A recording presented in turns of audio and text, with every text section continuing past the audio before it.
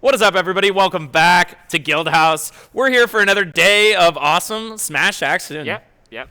Back at it again. Back at the weekly down here in downtown San Jose. If you guys are ever around, definitely come through. There's actually Christmas in the Park coming up soon, so if you're around the holidays, so like I think Thanksgiving's when they start. So Thanksgiving, a little bit into January. Yo, that hot chocolate they got is bomb. Dude, yeah, that's the marshmallows. I think it's like a peppermint hot chocolate. Oh, so fire. What's up? Oh, you're just a little too late. Came up here to give us a Kirby Thank enemy. you. Thank you. The stream, you'll see it next time. But right now, Salt Lord is up in this game versus Ren. Lost the last one off a couple crazy off the ledge interactions. I mean, Salt Lord seemed like he was really in control, but then Ren was able to clean it up. Yeah. It's what, banana down there and still off the top. Huh? That was so weird. Yeah. Okay. It's funny because every time I see Salt Lord off stage as Pyra, he double jump into side B. Yep. Yeah. So I'm surprised Ren hasn't caught on yet. Wait. As Pyra, you? Oh yeah. As Pyra. Yeah. He. But the thing is, as Diddy Kong, like, you have to be so far in advance to like stop that, right? Yeah. Nice. But like you got to be in the air above the side B preemptively, right? I just feel like you just throw out banana at that point, just pull it out. Is banana transcendent? Yeah. Okay, so never mind. Yeah, it's so cheap. That's super cheating. Yeah. I think someone was saying it the other day. It's like, man, it took me forever to realize banana isn't transcendent. Oh, Baron was telling me. Yeah. He was playing Ike Diddy, which is actually one of the worst matchups for Ike.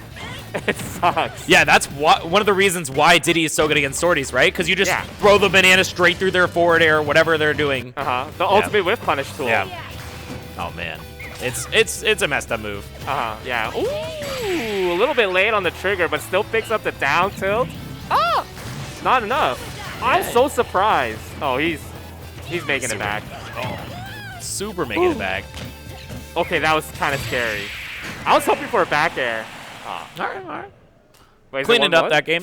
I'm not sure if that's the set. We came in a little bit late on this, so we know Ren won the first game. We don't know. Well, we know Ren won the previous game. We don't know if there was a game before that, so we'll see if they get up. No, I think it is 1-1. 1-1. Okay, game 3. Yeah, it was pretty close that first game too, right? Their last stock, last hit scenario. Ren was like 150 off stage. Oh, check it out. There it is. HDK brought this up. He ran up here, man. He was out of breath. He ran up here. He was like, we got to show off this Kirby enemy. I love this thing. HDK, do you want to commentate? No. You just vibing? Okay, for sure. He's hanging out. Yeah. But it is good to see y'all. We can't actually see chat right now, so if you're saying hi, if you're saying something, we'll get to that eventually. But right now, we're just going to be focused on the matches at hand. Oh, yeah. This is a fun matchup to watch, too, because it is, like, okay, kind of an old guard versus a new guard, right? Oh, yeah. Ren has been, like, kind of a gatekeeper for a lot of people, especially with his Diddy Kong. And I feel like even character-wise, it's a bit of an old guard versus new guard. Diddy Kong, that character that, has been omnipresent since Brawl days. Like, he's always been around, always been a threat. But, now this Pyramithra. Ooh. Okay. Yeah, caught off guard with the banana. Yeah, now this Pyramithra is sort of like the new kid on the block, as is Salt Lord. One of the new kids on the block top-8'd a couple guild houses in a row. Not last week, but we don't talk about last week, is what he said. Okay, I was like, why did he dash attack as a punish, but you get free follow-ups? I was looking at the percent, I was like, oh, I'm wrong. Yeah. I'm wrong about percents. Yeah, you were probably looking at Diddy's. Oh! Yeah, you have to wait. I feel like you could have just dash attacked to cover everything there. Pyra's dash attack is like the perfect speed to cover something like that. He already had banana, that's why. Yeah. Yeah, so you do have to learn the nuances of playing with, like, banana when you're playing against Diddy and, like, what he's good at, like, avoiding, right? So if your banana toss is just, like, not good, then... it's sometimes just better to grab it and throw it away. Yeah. Or, like, put it... you can put it down, again, if you grab it when he first tosses it out. Yeah, I feel like putting it on the ground is good in ledge trap scenarios, but a lot of times Diddy's are just going to pick it right back up, and then you've given Diddy back his banana, and it's I guess. if you're not controlling banana the same way Diddy controls his own banana, then you're already losing, right? Right. That's what I'm saying. Yeah. Like you have to be aware of the spacing. He did it again. Yep, Double jump there it side. is. He does it every time. There it is. But you have to be aware of like the spacing around the banana. Oh my God! Wow, so from downtown on that one. Wow. And I'm so how to surprised. control space with it, as opposed to just like throwing it on the ground and like thinking it's a wall. It's Yeah, not. yeah. It's not a wall. It's not a Steve real wall. wall. Oh, That's talking about dash attack. That's Ike dash attack. Yep, yep. You get caught rolling, you get caught like dashing back, you're done. Yup. Ooh. Oh, down there. No. No. Yeah. Go for it all. It definitely would have killed, but it would have put Salt Lord in a really scary situation. Yeah, and as a DD player, you're always going for a double dip. For sure. That's the dream, right? The alternative is like back air stay spike, right? Yeah. Oh man. Okay, nice pillow parry, but not gonna get a punish on that. That move, monkey flip, Yes. insane. Yeah, absolutely absurd move. I was literally about to say, like, when you're on the platform against Diddy, it's okay. Okay, Salt Lord, you know how to play with banana. Yeah, the shrug from Ren, it's like, yeah, you know. Yeah. Sometimes you get hit by banana forward smash. It's forward smash, man. It's That forward move smash. is gigantic. I always is. think I'm out of the range, and then it's just, so man. far. Yeah, it is. All right. I'm going to pull up chat because that is something that we usually talk to at Guildhouse, and I would feel remiss to not have that up here. So I'm going to pull up We chat. don't care about you guys. What the heck? I care about you, chat. That ain't me. No, I love it. I love the fact that like people like tune in every week. Yeah. Like if I'm not here, I love tuning in also. It's just so it's all the homies. Yeah. If you're not already here and you're like from NorCal, like you're all just in that chat. It's like Just vibing. Yeah. It's like literally a being place in a where call. everybody comes, you know, it comes Yeah, you hang comes out. to be together. It comes to hang out. Yeah, definitely. And also just like sometimes when it pops off and there's like 70 people watching, I'm like, who's watching? Yeah. Why is the chat only just like 5 people talking? Well, sometimes we'll get that rave from what's the Chicago tournament place? It's not T. No. It starts with a U. Unrivaled tournaments? Oh, Unrivaled, yeah. Unrivaled, yeah. Sometimes we'll get that raid, and we'll get like 100+ people in here, and it's a good time. Yeah. Yeah. So it's always fun. They end earlier than we do. Yeah, because they're Chicago, East Coast. Yeah, they're so far away, man. They're even far away time-wise. Well, what's the time difference? Is it 3 hours still? I think Chicago's 3 hours. Okay. I'm not 100% sure. Somebody in chat can correct me if I'm wrong. I know. I don't know. I've been wrong before. When I was in Utah, it was only 1 hour difference. Right. And I forgot it was a 1 hour difference. I was like, oh. Yeah. I was looking at my watch, and I was like, what are you talking about? It's only 6 o'clock right Yeah. now. They're like, the watch 7. trips you up. Yeah. There was one place that I went. It was like some sort of camp that I was at. Half of the property was in one time zone, and half of the property was in the other time zone. Does that work like that? Like, not actually, but your phone would switch over. Oh, wow. Yeah, That's so nasty. You had to like lock your phone to the time zone or use a Which watch. time zone is it technically? It was like they technically used, I think this was Eastern time. I think they used Okay. Eastern time technically. But so yeah, it was weird right on still. the border. So it was really funny because the first couple days I kept getting thrown off by it because they don't tell you. You know what? That's crazy because you could literally be an hour away from someone, but you're standing right Yeah, next to them. yeah, exactly. I've had so many jokes are made about that. Yeah. Like, don't leave me, dude. Yeah. Oh, it's been a whole hour since I saw you. Dang, Yeah. dude. It's like, watch me time travel. Forward an hour, back Yeah. an hour. Forward an hour, back an hour. Yeah. I feel like that's something that's happened in like The Simpsons or something like Yeah. that, where they like hop around the four corners in of the like 4 different states. Yeah. Yeah. I think that's funny too, because we were in Back of Blood 4, right? Yeah. And we were literally in like 3 states within the span of 1 day. Yep. That's kind of insane to think about. Yeah, because we were in California and then we drove up to Vancouver, Washington. Yeah. Yeah. Yep. That was good. That was a good time. Yeah. I want to go laterally. Yeah.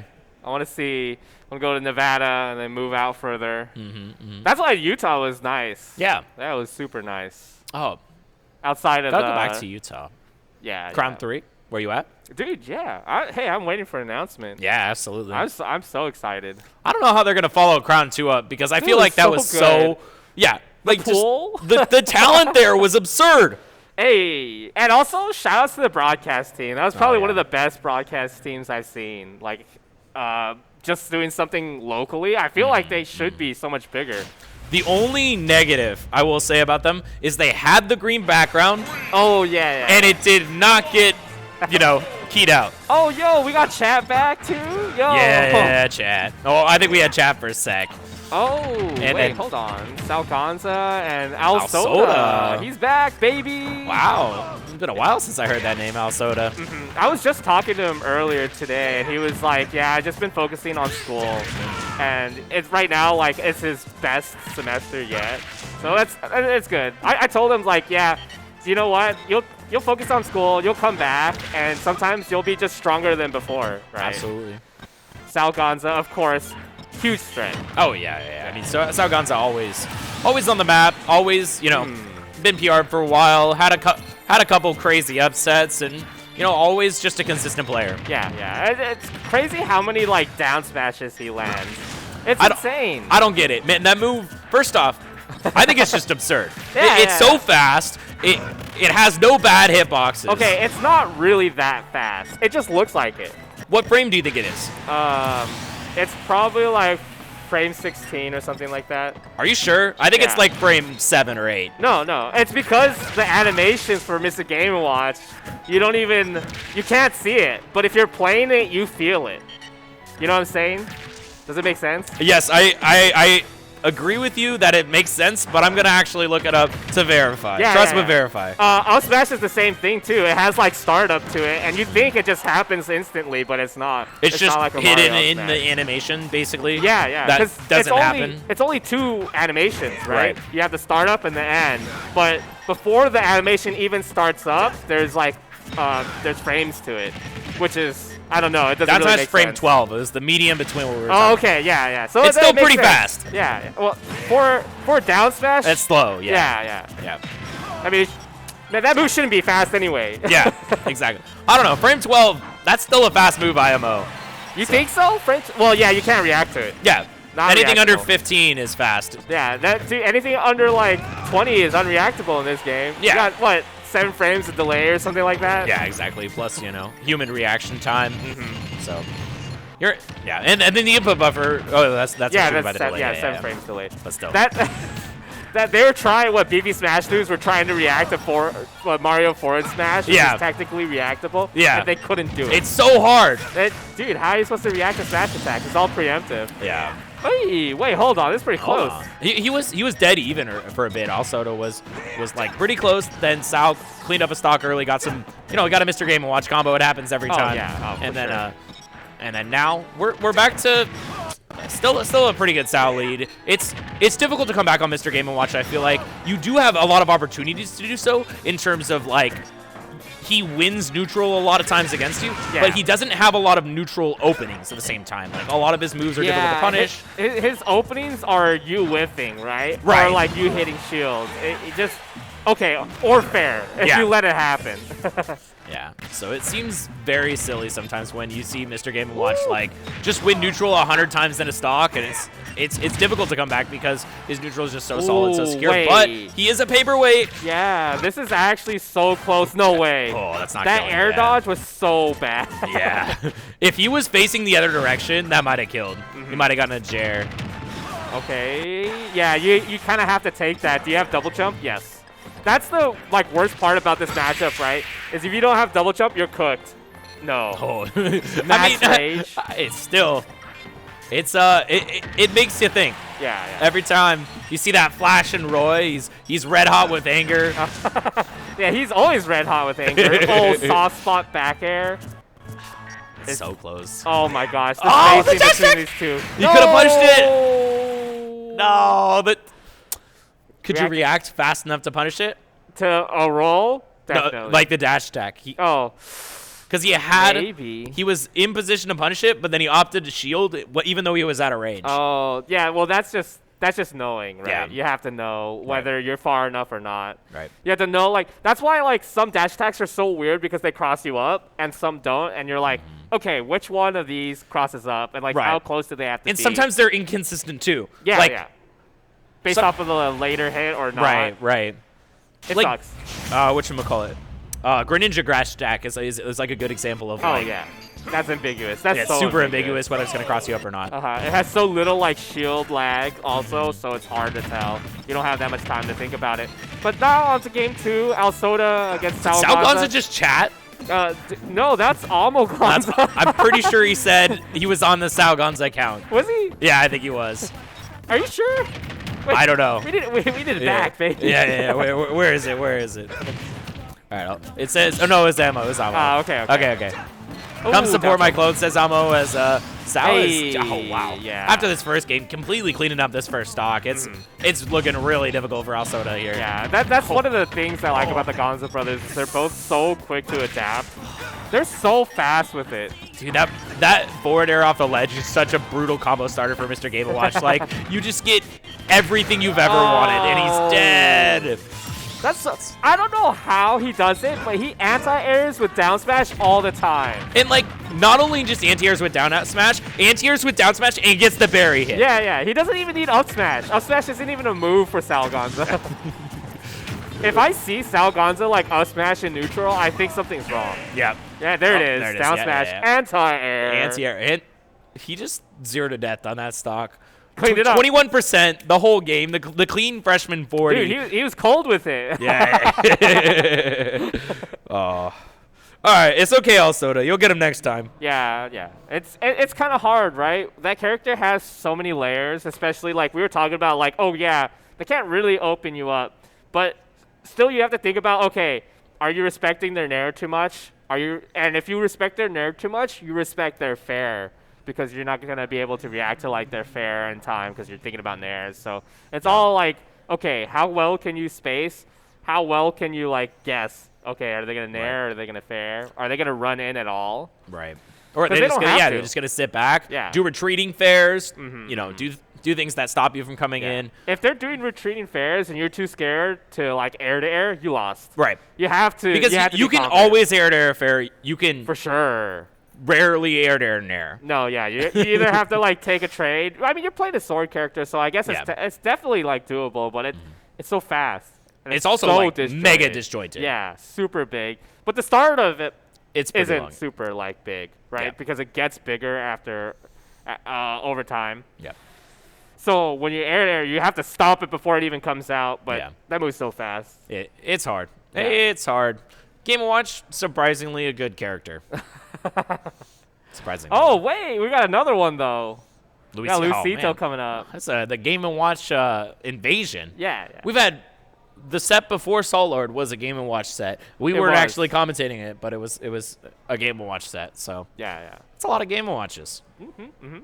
If you don't know how to like play against a character and you live here in NorCal, you're gonna have to learn. Yeah. But I feel like after a certain point, like Luisito and SAOGonza have such wildly different play styles where it's like, okay, you're gonna get the practice. Yeah. It just depends on which style you're gonna like learn.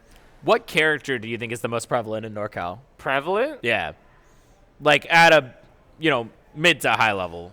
I'm talking about people who contenders to take sets off of PR players. I don't think there is one in particular. Yeah.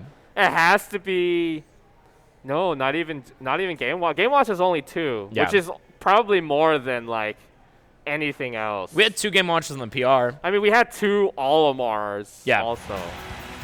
But I think that's only like one person that's actually out here often enough. Yeah. And that's Klaatu, but Klaatu's inactive. Yeah. Speaking of such, he's here tonight. He's here. Yeah, he's going to port. Hey, what's up, Birdie V? Yeah, what up? Good to see you. Back to another Game & Watch match. Oh, yeah. Heck yes. Yeah, still got Gomi. SAOGonza on the top art, but, Yeah, we were, I think we were talking about this earlier. Gomi was playing.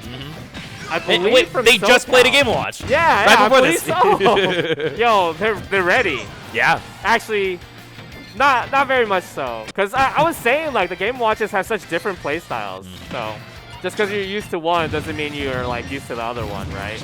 Yeah, we see a lot of retreating fairs coming out of Luisito. Hey, That's the one thing I was talking about, where I feel like Luisito goes for a lot of those slowly get out of the corner, like use like multiple layers of interaction to get out, and SAOGonza just hits you. It's like, boom. Yeah. Which is, you know, different styles of doing it, but like both are effective, clearly. Hey. The up smash. Oh, no double jump. Scary situation. Okay. Good coverage with that dash tag. Hey. Yeah. Great. Yeah. If you went for F tilt, might have whiffed. So, very, very good from Luisito. The double nair, back air, no double jump. Hey! That was so clean. Wow. All right. That was a cool little serve up into the downer. Yeah. Play racquetball. Yeah. Sometimes you set up your slam yourself. Yeah. That was so good. The sausage just being perfect. Oh yeah. That must hurt if you're Gomi.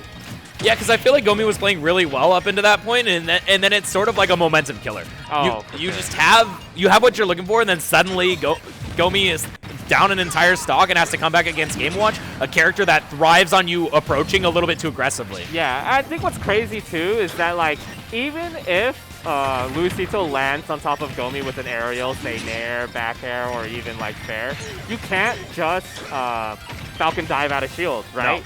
Because Luisito could just, okay, I'm gonna up B and get out of this situation. Yep. No problem. Gomi has been using Falcon dive as an air, which is an absolutely wild option to me. Yeah. So that's crazy. It has not worked out at all. It's messed up twice, but it's a cool idea. Yeah, I mean, he did get the first kill with Falcon dive, right? Yeah. That's good enough. Back air, there it is, the second kill. Can he clean it up, though? 92%? It's definitely possible. Yeah. I mean, Falcon is a very momentum-heavy character. Like, if you give him a couple openings... No. Yeah. I thought he was about to get it started up there, but he went for a second downer instead of a traditional grab follow-up, and... Oh, no kill there. Okay, a little scary scenario for both.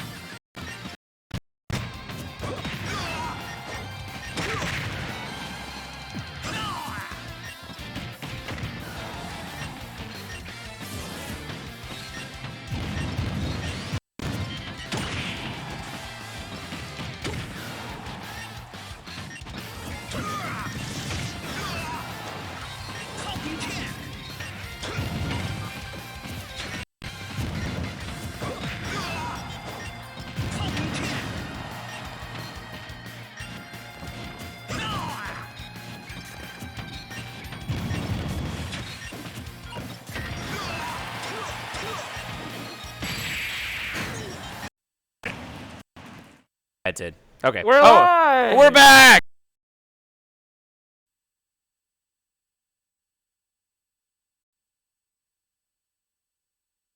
Hear the game audio again. Can't hear me. No, now I can hear me. Oh my god. Oh, that's... We are so delayed. We are not going to be able to cast like this. Is the stream up on the stream PC? Because it feels like... Nah, that's not it. It's just delayed to our own ears.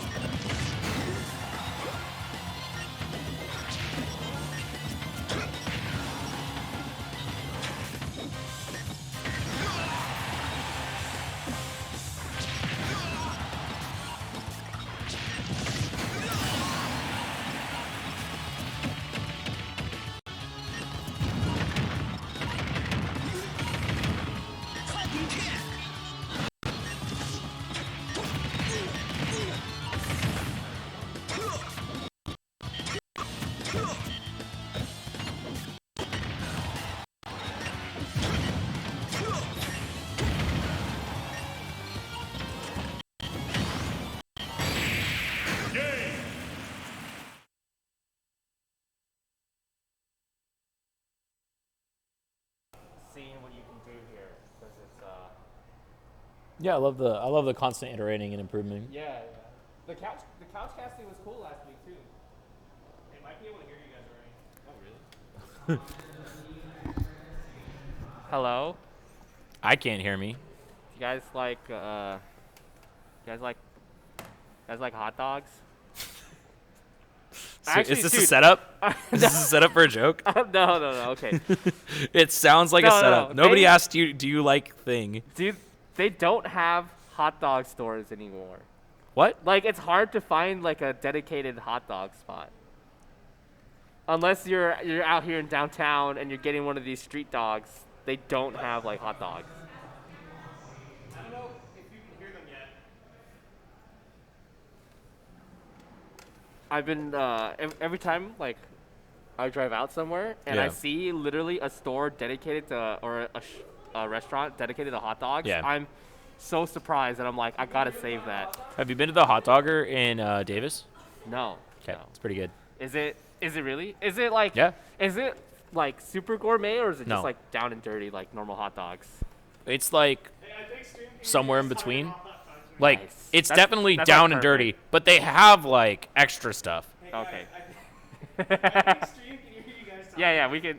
We can hear each other. Yeah. That's okay. So when I was driving to a Halloween party. in Oh, Richmond- Flo says Costco dog. Yeah. Oh, that's true. Mm-hmm. But sometimes I want more than relish. They don't even have onions anymore. Yeah. You know, remember how they have chopped onions? They don't even have it anymore. Yeah. All right. You were saying you were driving to I was driving to Richmond, Mm-hmm. and I think the city right next to Richmond, I forgot what city, they had a hot dog like restaurant right there, and I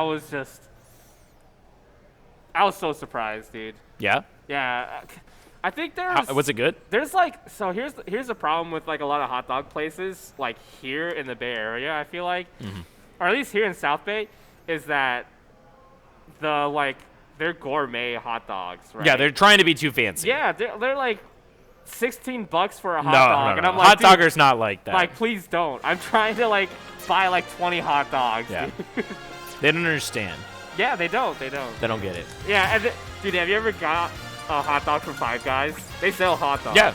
It's cut in half, dude. Yeah. That actually ruins my hot dog experience. Really? Man. Yeah, because it's cut in half. Because you don't break through this casing anymore. Yeah. It's just, Can you ask them for full dog? I don't. That's a. I bet- that's a good question. If it's cut in half, it has to be cut in half at some point. They don't Yeah. come pre-cut. What if they like? What if What's they're up, like, chat? We're talking about dogs. Yeah, we got a bunch of dogs here. Everyone's hungry, man. Hungry for the W. All right. Okay, we're back. We're back. Okay, right. enough about hot dogs. Enough about hot dogs. SAOGonza versus Klaatu. Okay, that's Wow. interesting. That's a because banger. That means Klaatu beat Salt Lord. Good. Yeah. Yeah, I do want to see how Klaatu performs tonight. Oh, man. I actually have no idea what screen to look at right now. They're both lagging, Yeah. so. I was like, maybe one of them isn't lagging. No, they're both lagging. Oh my goodness. Wait, Klaatu's played a different game. Yeah. Is this matchup like, oh, the pivot grabs could be like crazy for Klaatu actually. Yeah, he's going for them a lot. I mean, that's one way to kill early is just get that pivot grab on a light character when you have the blue out. A lot of But pressure did he right there. just try to up smash out a shield and it traded with the dash tag somehow? No, it was desynced. It was desynced? Yeah, Okay, no okay. Pikmin came out. No Pikmin came out. Okay, unfortunately. for sure. I was like, he up smashed, something happened to the red Pikmin. I don't know what. But, yeah. Oh, the tech. Wait, he flew so high. Did you see how high he went after the like tech jump? Yeah, he was way up there. And then after that, like, he just drops down with a back air, kills all the way across stage. Like, it's not very often you see a back air start left of the stage and then kill to the right. Yeah, like. yeah. That's literally the furthest point you could be. Yeah. On stage. If Yeah. it's off stage, like, oh my goodness. But that, that's that paper we're talking about for SAOGonza, and we talk a lot about how Game & Watch has that starter that gets so much percent, but like Klaatu just got one hit, took a clean 40, and then it's off to the races. Yeah. Edge guard is going to be very important too. I feel like Game Watch has so much pressure off stage, especially with that insane recovery. The back air is so good, and with that much air drift, like, if you're Klaatu, you have to be so good about like how you use your up special. Yeah, I mean, Klaatu normally also uses the whistle to like really good effect, but against a character like Game Watch, that's so much less useful because it's just, there's so many hits he can throw out, so even if you whistle through the first one, he's always coming back with another one. I think also, like, in these scenarios too, we're seeing these down airs actually getting punished, which is so important. Yeah. You can't just let him get away with. Oh, anti-air, baby. You talk about it again. Anti-airing with down smash. It works so well when characters have that like safe aerial option they're used to throwing out at a specific range and then landing right in front of you and normally shielding. It's just like, I'm gonna preemptively down smash and hit you where you're going to land and shield. And even if you do shield, he's in a good situation too. Oh yeah, it's mix up still. So. It's relatively safe on shield. It's so smart. It's so good. Yeah. Tell me why though Klaatu is spacing better than Swordy players right now. It's because he's a Swordy player. Yeah. He plays with carrots. Yeah. Oh, the carrot sword. Yeah. Okay. What is mightier, the pen or the sword? The carrot. Yeah. Hey, and that's gonna be it. Yeah, you thought you could fade super far away from it. Had he like not parried it, the F tilt wouldn't have hit him in time. And that's the danger of using traditionally safe moves on shield. Like sometimes they get parried and you die for it. Yeah. I think one thing like people don't think about for parry is that it actually doesn't push him back too. Right. So things that like you are like, okay, it'll push him back far enough. It's like, no, they're like now right in your face. Yeah. Which is, it hurts, man. Yeah. I'm like, I didn't think you carried that. Like, Luis just selected King K Rule against Napster on twitch.tv/Guildhouse 2. Yeah, Luis is letting the homies choose his characters today until he gets into loser's bracket. So we'll see how soon that happens. He does not need to practice for port. Actually, I like it. If he goes into losers, he can like practice much tenser situations, right? Right. Maybe if you need that. I don't know what he needs, man. I think he needs a coach. I think so also. I've been telling him to get a coach for a while, but he's very smart, but a second opinion would be super good. Yeah. But I don't know who would coach him, so. Anyway, back to the match. Klaatu versus SAOGonza, and it started off really well last game for Klaatu, and okay. Once again, that insanely high-tech wall jump. Is that just a property of Olimar? Yeah. Okay. People have different, like, just like Trump distances, where how high they fly out. But that's just one. That one seems like excessively high compared to most characters. Yeah. And so a big difference here is Klaatu, took the stock a little bit earlier here. Didn't. Well, I guess now he's at a 130%. So it seems very similar to the last game. All he needs is one hit for Sao, and Sao gets it. That's okay. Get up attack is actually punishable by like most characters' forward smash. When you have an F tilt that kills, shielding a get up attack is so good. Oh yeah. It's just so free to end their stock. And you don't like have a lot of risk of shielding near the ledge, right? It's just the main thing you give up is punishing neutral get up. Yeah. And actually, no, sometimes you don't even give that up. Yeah. Because you can still grab. Yeah. Oh. How far was that? How crazy was that mash? Wow. What? He was buried for so little. I mean, almost every other player dies there, right? Yeah, definitely. It felt like it was like out of range before it smashed, so SAOGonza had to like micro step forward. Yeah. Oh, reversal. Which gave just that tiniest bit of time, and that's why it's important to mash. Because you never know exactly when they're gonna have the perfect follow up. That was so good. Oh my god, and that got the kill Did you see with the rage. The purple Pikmin toss into the grab. That was good. Yeah, he's so good at like juking with the Pikmin. Oh, dude, yes, his Pikmin management is great. I feel like there's like we had like so many like top level Olimars, right? I think people should just be more aware of like how to deal with like Pikmin. If this is the lineup right now for Klaatu, why aren't you killing the purple Pikmin right there? That was so free. Yeah. I know you're thirsty to kill Klaatu, but he's way more vulnerable with less Pikmin. How are you killing it? Just hit it with a move. Down smash? F tilt right there at the ledge is so like, as long as you hit it, they don't last very long. How much health do purple Pikmin have? They have the most amount of health. I know that. Yeah. I don't know. It takes like I feel like it takes maybe like a couple 12% moves. or something like What? that. Maybe 12% or something like that. I feel like that's kind of high still. I'm pretty sure they have. I don't know. I'll look it up. I'll look it up. Somebody in chat maybe tell us how much health purple Pikmin have. 8%, maybe 8%. 8%? No, it's got to be more than that. You think so? Yeah, because it takes 2 hits for a lot of things. Oh. Classic. Okay. American air dodge, right? American air dodge. You know, I had never heard that term until I went to Europe, and I felt like I was getting called out. The problem is everyone does that air dodge. It's exactly. American air dodge. Yeah, but the Europeans were calling something they were doing the American air dodge. So it's like, okay, well, you're the one doing it. Why is it American? It's the same thing as fighting games where you do a bad burst. They call it an American burst. Bro. If you drop a combo and you get a reset, American reset. American reset. Americans are just bad at video games, apparently. I don't blame them. Have you seen our journalists? Damn. Roasting ourselves today. Okay. I think I saw Alex in chat. What's up, Alex? Dude, how is Klaatu like this raw after playing once? Yeah, he's only played like once this week after I don't know how many months. Yeah, he beat Twan on Tuesday. Yesterday. That's not fair, man. Dude, have you ever seen the way that Klaatu holds his controller? No. He's actually so clean with all of his inputs. Like, you know what do you mean? Like, okay, so you know the GameCube. Oh, nice. Wow, I'm surprised you got that for us. Maybe we should talk about the game. Yeah. Dude. Okay, I'll talk about it afterwards.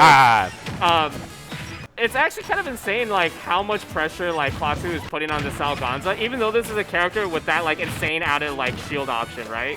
Look at this. Love that. Oh my god, the tech chase.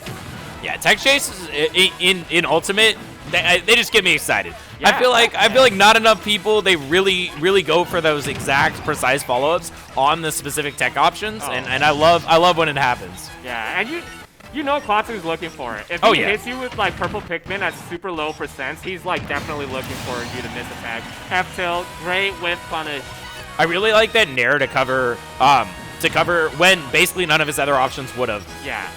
I think SAOGonza is being really creative with how he executes edge guards, and he's giving himself the maximum possible opportunities to hit Klaatu, even when Klaatu is mixing up super well. Yeah, I feel like also like just thinking about playing Klaatu as more like a sword character is gonna help out, right? Yeah. Look at the way they have to space against each other. The respect. The red Pikmin blocking the chef. Yeah, I don't think Klaatu was ready for that. Yeah, but if he was, that would have been hot. That would have been a hot punish. All right, that's one F tilt the purple Pikmin took. Yeah, it's got to be more than like 8%. Like, there's no way it's that low. How much does F tilt even do? I don't know. That move is too good. Yeah, it's too much is the answer. Yeah.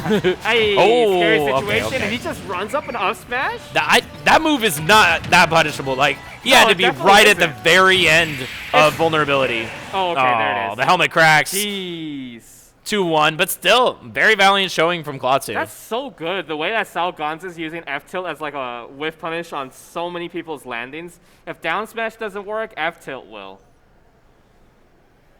I gotta know. How much health do the Pikmin have? Yes. I think the wiki has it for sure, too. They have like a bunch of random information that are like barely... Oh, good idea. That barely matters. And like the but actual frame data isn't on there. Huh? Anyways, I was talking about Klaatu and the way that he holds his controller is so clean. You ever hear like, okay, melee players playing and you can hear the sticks clacking like a lot? Mm-hmm.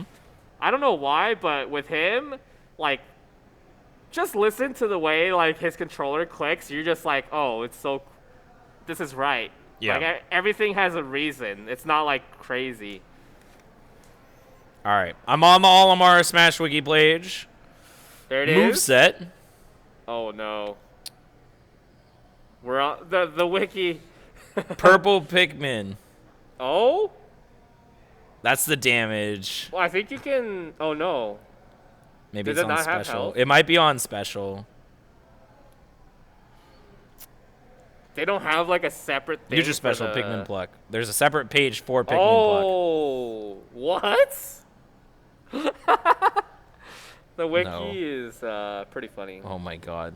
Customization? No, that's Oh, the for a custom Smash moves in 4? Smash 4. Where is the health? Oh wait, here Purple we go. Here 4%. Oh no, that's damage, right? Yeah. All right. What if you just Google it? That's what I was going to do, but then you said the wiki, and I was like, that's a good idea. Attributes?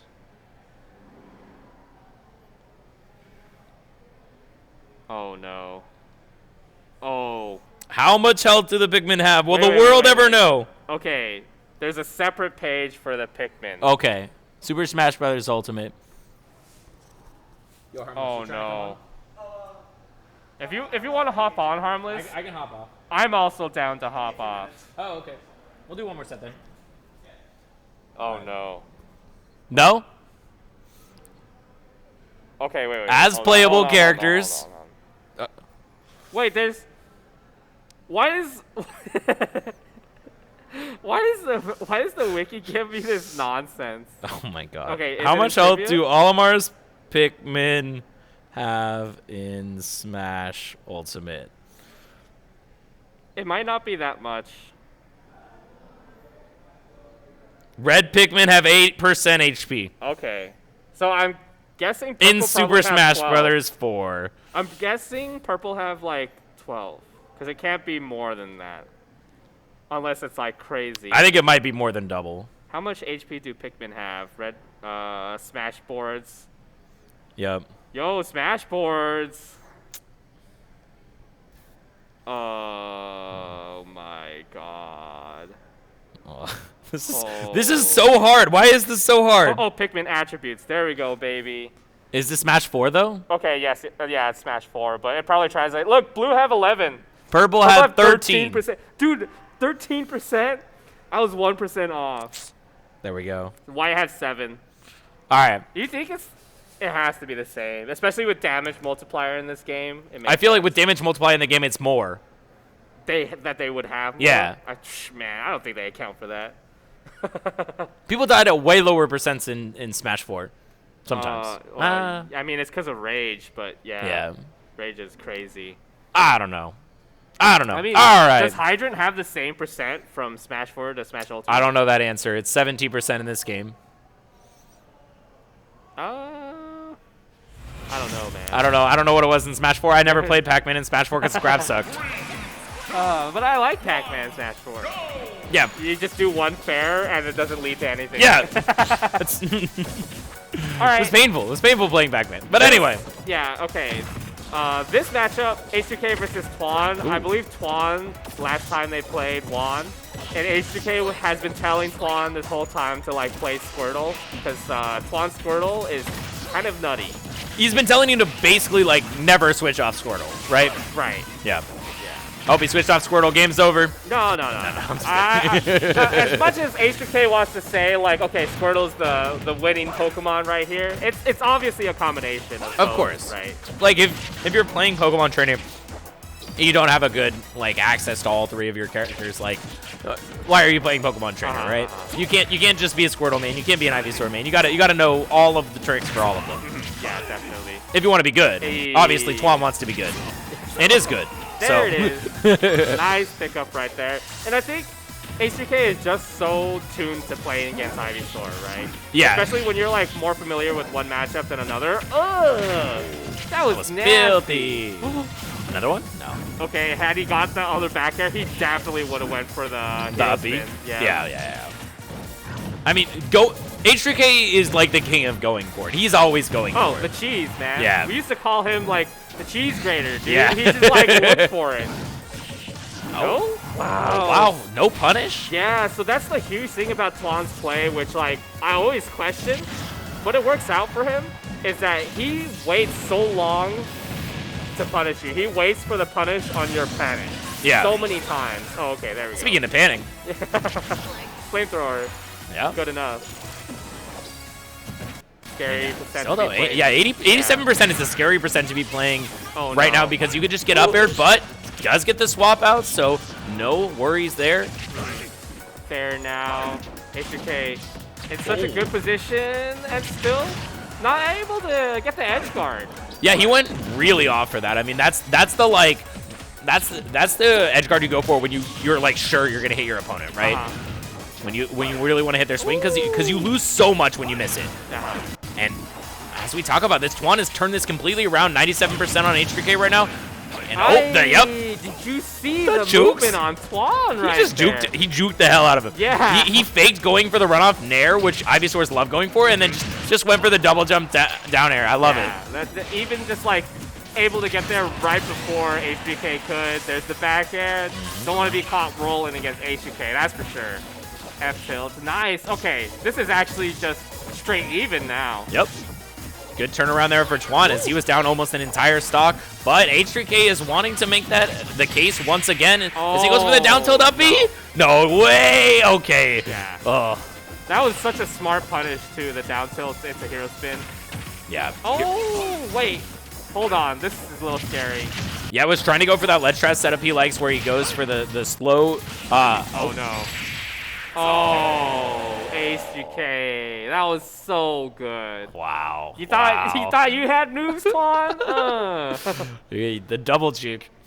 Yeah, man, getting hit by NATO sucks. You don't want to double jump because you don't want to get hit by up air, but you air dodge, and if they're ready for it, hero spin, man. Hero spin's a hell of a move. Yeah. And yeah, unfortunately for Twan, even after that good comeback, the H3K powers were too strong. Yeah. And he secured it up. And we do see the Min. What do you think about this? I don't know. I do think H3K is really comfortable playing against Twan, and I feel like Twan does have problems playing against H3K. The last time that I seen Twan win was playing Pokemon Trainer. Okay. I have more faith in the Pokemon Trainer. But no, I definitely have way more faith on the Pokemon Trainer. I'm sorry. Me too. Yeah, it's not even just like a matchup thing. I think it's just like player-to-player thing. Yeah. Somebody asked Jet. Yes, I am the Jet from the yes. Yes, the Collegiate League, baby. That's nope. Oh, is it not? Smash Crew server. Oh, okay. But didn't you do like the collegiate stuff too? I did not do the collegiate stuff. I did the collegiate stuff for Dota. Oh, not for Smash. That's what you were saying. Yeah. Yeah. But anyway, right now it's over. Yeah. It's over. Yeah. Twan. You can't be letting H2K get like so close into you. Yeah, I mean when you play Min and when you counterpick to FD, like you have to be keeping him out. That's the whole point of the pick and of the strategy. I wonder what the bans are, because I feel like platforms are just gonna be so much better for Min to play around. Because then you can't just jump on top, right? You have to deal with getting around the platform and getting around Min. I thought Min's liked this stage. I mean, I agree. I think it's good, but if you're gonna have trouble like dealing with how H2K is coming in, I feel like platforms also just help. We can't just jump in for free. Yeah. I mean, well, Twan decided to pick this stage, so clearly he thinks something different about this matchup than we're talking about. And he tried to get that. And yeah, he's gonna die for it. But I mean, honestly, yeah. When you're going for that, when you're up ahead, like it's definitely worth to go for sometimes. Can't go for every time, but caught slipping there. Yeah, that's one of the things about that setup that's so scary is like the Chakram, it comes out, it covers neutral get up, and sometimes it covers jump depending on the positioning of it. Yeah. And then you know he's sitting there rack ready to cover roll, and then but if you just stay on the ledge, like unreactable down smash. Yeah, it's definitely hard, and that's why like V Sword Fighter is scary, right? Chakram plus NATO means ledge is just the most terrifying position to be in. Oh yeah. All right. So now we saw this counter pick. It's both a stage and a character counter pick, right? What do you think about the proposed change to the Genesis rule set of character first? I don't think it needs to happen. You don't think so? No. Why? I don't think so. I've explained this like so many times to many people. Is that like I've never heard you say it, so I'm just curious. If I'm a TO, Mm-hmm. right, and okay, sure, someone plays just like one character they want. I'm in favor of letting the person who won have advantage. So they do. They get to pick character second, and they get to pick the stage. Right. Wait, sorry. You want the person who won to have advantage? Yes. So the person who won to have advantage. I want sets to end faster. Oh, right. Well then, it should be character first then.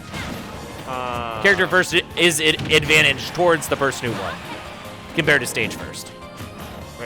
hold on. There. Oh, no. Sorry. Because Okay. Anyway, that happens. H3K sort of cleaned that one up. There wasn't a lot to talk about. He was all over Twan. Yeah, I definitely have gone through this with like so many people, and after seeing like what Goblin said on Twitter, I kind of agree with him also, where it's just like there's just, regardless of how you look at it, it's gonna favor one or the other, and you just have to choose. I don't think it favors a specific player. I think a specific winner or loser. No. I was gonna say it's winner or loser, or solo main or dual mains, or multiple character mains. I think regardless, you're gonna pick one or the other. Winner, it'll help whoever wins the first game in a set, or it's gonna help a solo main, or on the other side, it's gonna help losers, or it's gonna help dual mains, right? So regardless, you're gonna have to pick a side. I'm in favor of definitely like more in the favor of like winner having advantage. That's me personally. I don't think winner has an explicit advantage in this scenario, because the person who has advantage in this scenario is the person who has multiple characters that are specifically very good on more than 3 stages. Which is very. I feel like. I think that is what the like current rule set favors, is people who have multiple characters that are specifically good on more than 3 stages. Yeah, but then you switch back, and then after they win, it's winner favor, right? Whoever wins the first game. No. It's always in favor of the person who is specifically good with multiple characters on more than 3 stages. That's for the current rule set. I don't know. Every system favors them, because you can counterpick your, like, let's say, you're playing against a person who plays Kazuya and Falco, theoretically. You counterpick who you think is going to be a Falco to FT, they can play Kazuya, right? You counterpick a person who you think is playing Kazuya to Battlefield, they can play Falco after the stage has been picked. They can choose a character who is better for the stage after the stage has been picked. So when you're counterpicking, you're at a disadvantage, right? But then when they're counterpicking, they also have that ability to do the same thing. Whereas they can juke you in what stages you ban and pick their character and their stage based off of the stages that you ban. I honestly just think, regardless of what you choose, you're favoring one or the other. So it doesn't. For me, I definitely prefer whatever we have right now. Interesting. Because I'm more in favor of character first, because I feel like the entire point of stage picks is based on the character matchup, right? Like, the whole process of stage picking is based on the character matchup. So why would you do a process of stage picking before the character has been picked? Sure, I guess. But like the thing is that's the problem, right? It's just like, okay, this is supposed to be like that's why it's like losers. It's like, okay, it's supposed to be my counter pick, and if it's not my counter pick, then it's never in losers' favor, right? Because okay, the way that you do it right is that you win game 1. Okay. And you ban X amount of stages, sure. Right? And then loser has to pick the stage, right? And then pick the characters. Loser has to pick a stage, then winner has to pick a character, then loser has to pick a character. Yeah. Yes. I forgot how I was. Anyway, I forgot how I was wording this, but we could have a conversation. We'll have a conversation about it later. I'm gonna hop off. Let Harmless hop on. Thank you so much, everybody, for listening. I might be back later. I might not be. Who knows? Have a great night, y'all. Love all of you. Goodbye. We'll never see you again. Yeah, exactly. Goodbye forever. Are you still on record? Oh, I'm not playing. Oh, okay, fair enough. What up? What up? My man, Jason. I wanna hop off, but first we'll do this. Hell yeah. We got Luis's Dr. Mario. I thought he was never gonna play this character ever again. Oh my goodness! Wait, Luis Polet with the doc? I guess Crimson too. I think it's funny because like Crimson has played so much like Dr. Mario over Wi-Fi in quarantine. It's definitely not the greatest Dr. Mario.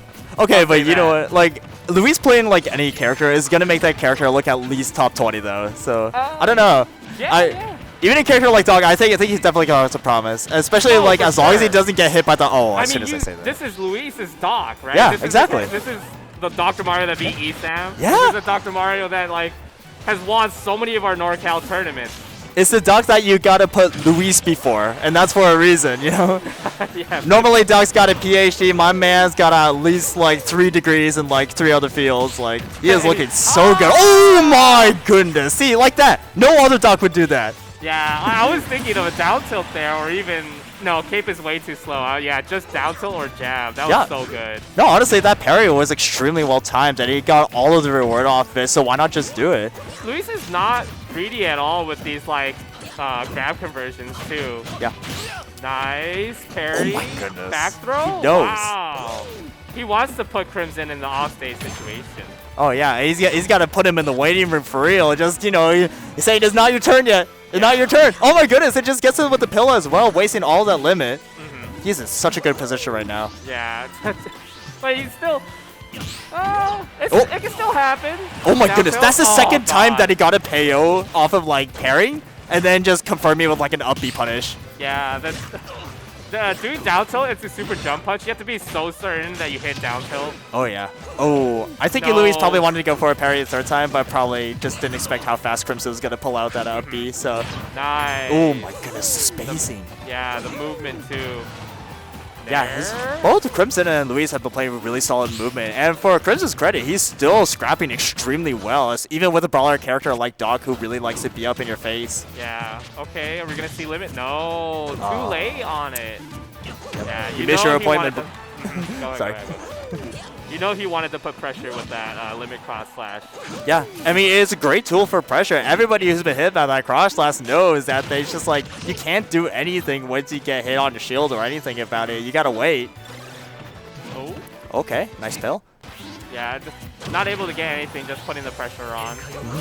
Back to the ledge. Man, Crimson does not want to go off stage against Luis. I mean, Dr. understandable. Mario, man.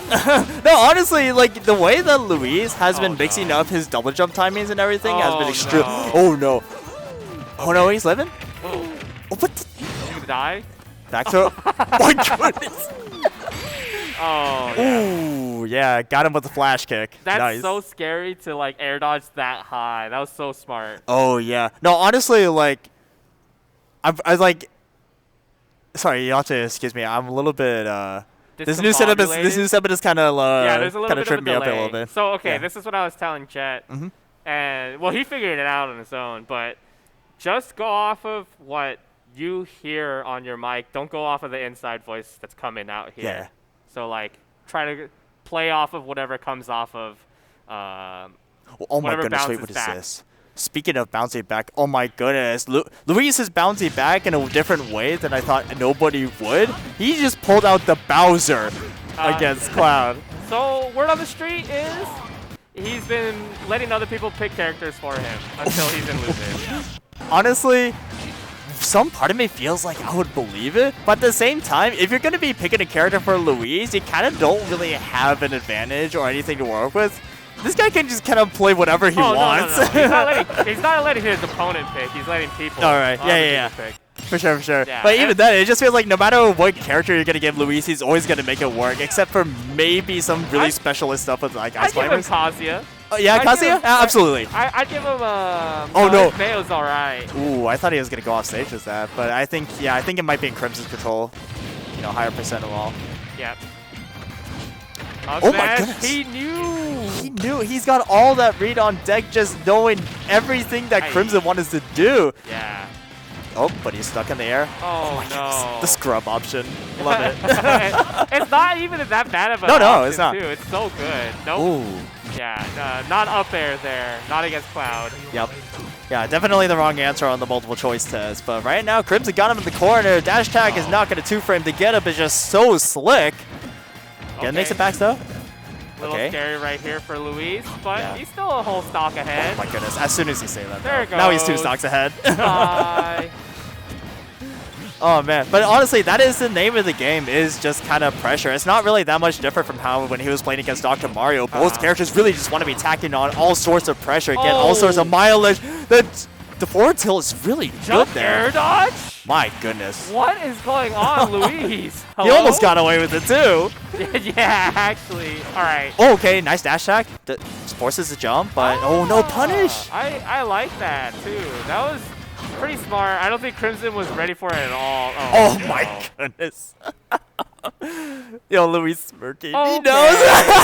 I can already hear Michael saying that too. Yo, Crimson is just like. Crimson's like, Yo, okay. like when am I not go get some drinks? You know, when am I getting out of here? Yeah. Man's just not having any of it. He's So literally like. This is best of 5 now? Yeah, it's best of 5, I believe, because I do believe we are far enough in the bracket where people are starting to play best of 5 sets. And it looks like, Yeah, it's oh pretty deep. no, Corin. he's pulling out the How many? cord. Who is he polling? I honestly have no idea. I wouldn't be surprised if they were all like Brian picks or something for him. All right, we got the core. Honestly, Oh. oh, How are you getting hit by landing up air by Corin? I don't know. Honestly, landing up for always core is pretty swinging. fast. What? Wow. The back hit of it? Yeah. The back end. I mean, like it actually goes a lot faster than people give it credit for. Oh, I mean, yeah, sure, but you already know Corin's gonna be swinging on you. Oh my goodness. If they empty hop grab, I'll take the grab, man. Yeah. Just grab me. I don't care. Yeah, the empty off grab is fine. I mean, like, getting grabbed by Corin could definitely... It's like one of the best case scenarios, to be honest, if you're going to lose neutral against that character. Yeah. If you get grabbed by Corin, it's like, okay. Yeah. If you get grabbed by Cloud, it's also kind of like, well, all right. Yeah. You know?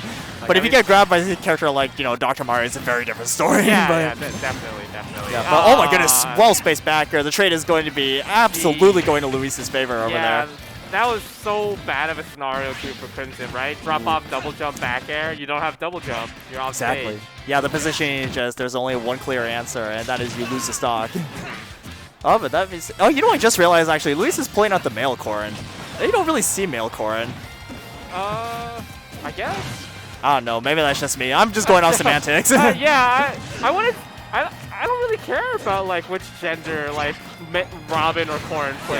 Yeah. It's the same character, right? Yeah, exactly. But, some people have their preferences. That's all I'm going to say. Oh, man, there are enough degenerates as it is. Oh, I yeah, believe it. absolutely. It's the game we play.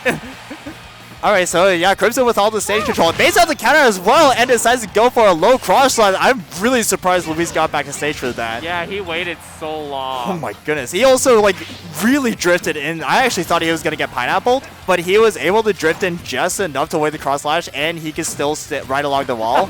Yo, What is going on? my man's playing on a whole different level. Huh? So, like, one of the crazy things about, like, Luis is that he knows how you're going to play. Yeah. Right? It's not like he doesn't study the players that he plays against. He's a guerrilla warfare trained sniper who's got like 300 different ways to KO you off stage. Like, it's crazy. With 300 different characters. Yeah, exactly. Yeah, some of them not even in the game. Oh, very unfortunate. That was bad. Yeah, he's playing League of Legends out here. Yeah, honestly.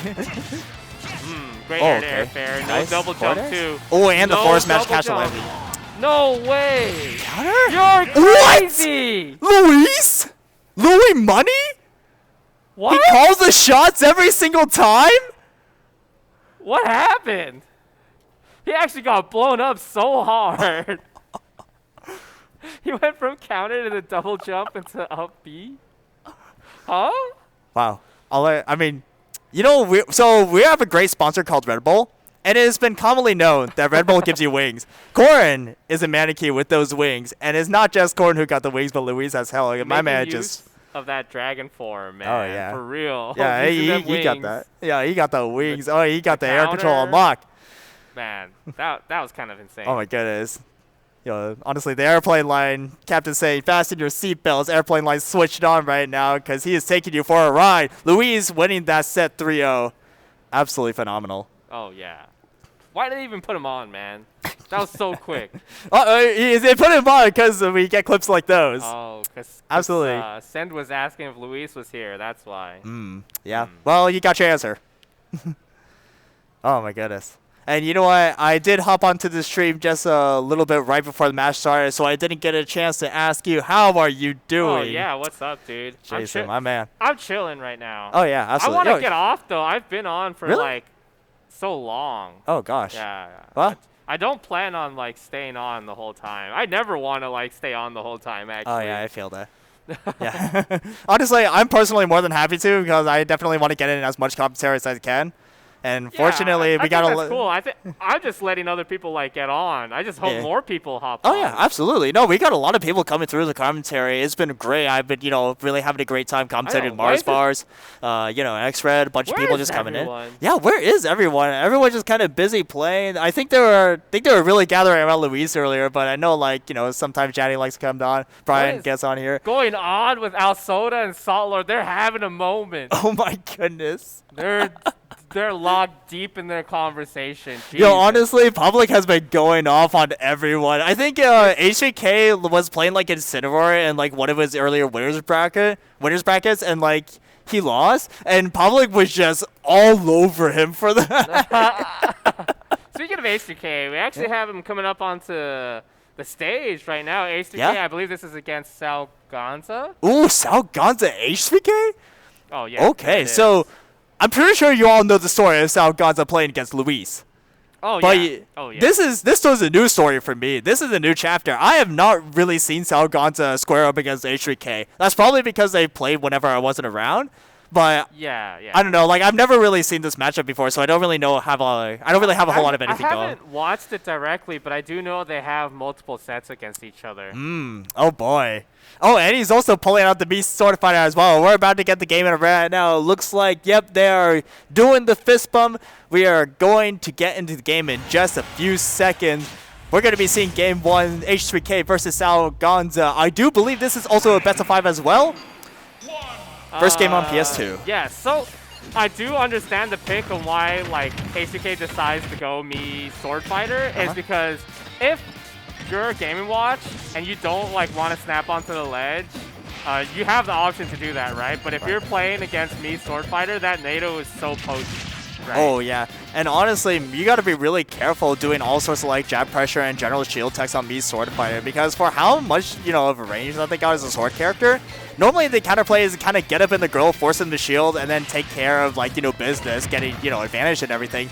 But me Sword Fighter's got a lot of really good out of shield options, and they got a lot of good options to punish you if you overcommit on their shield.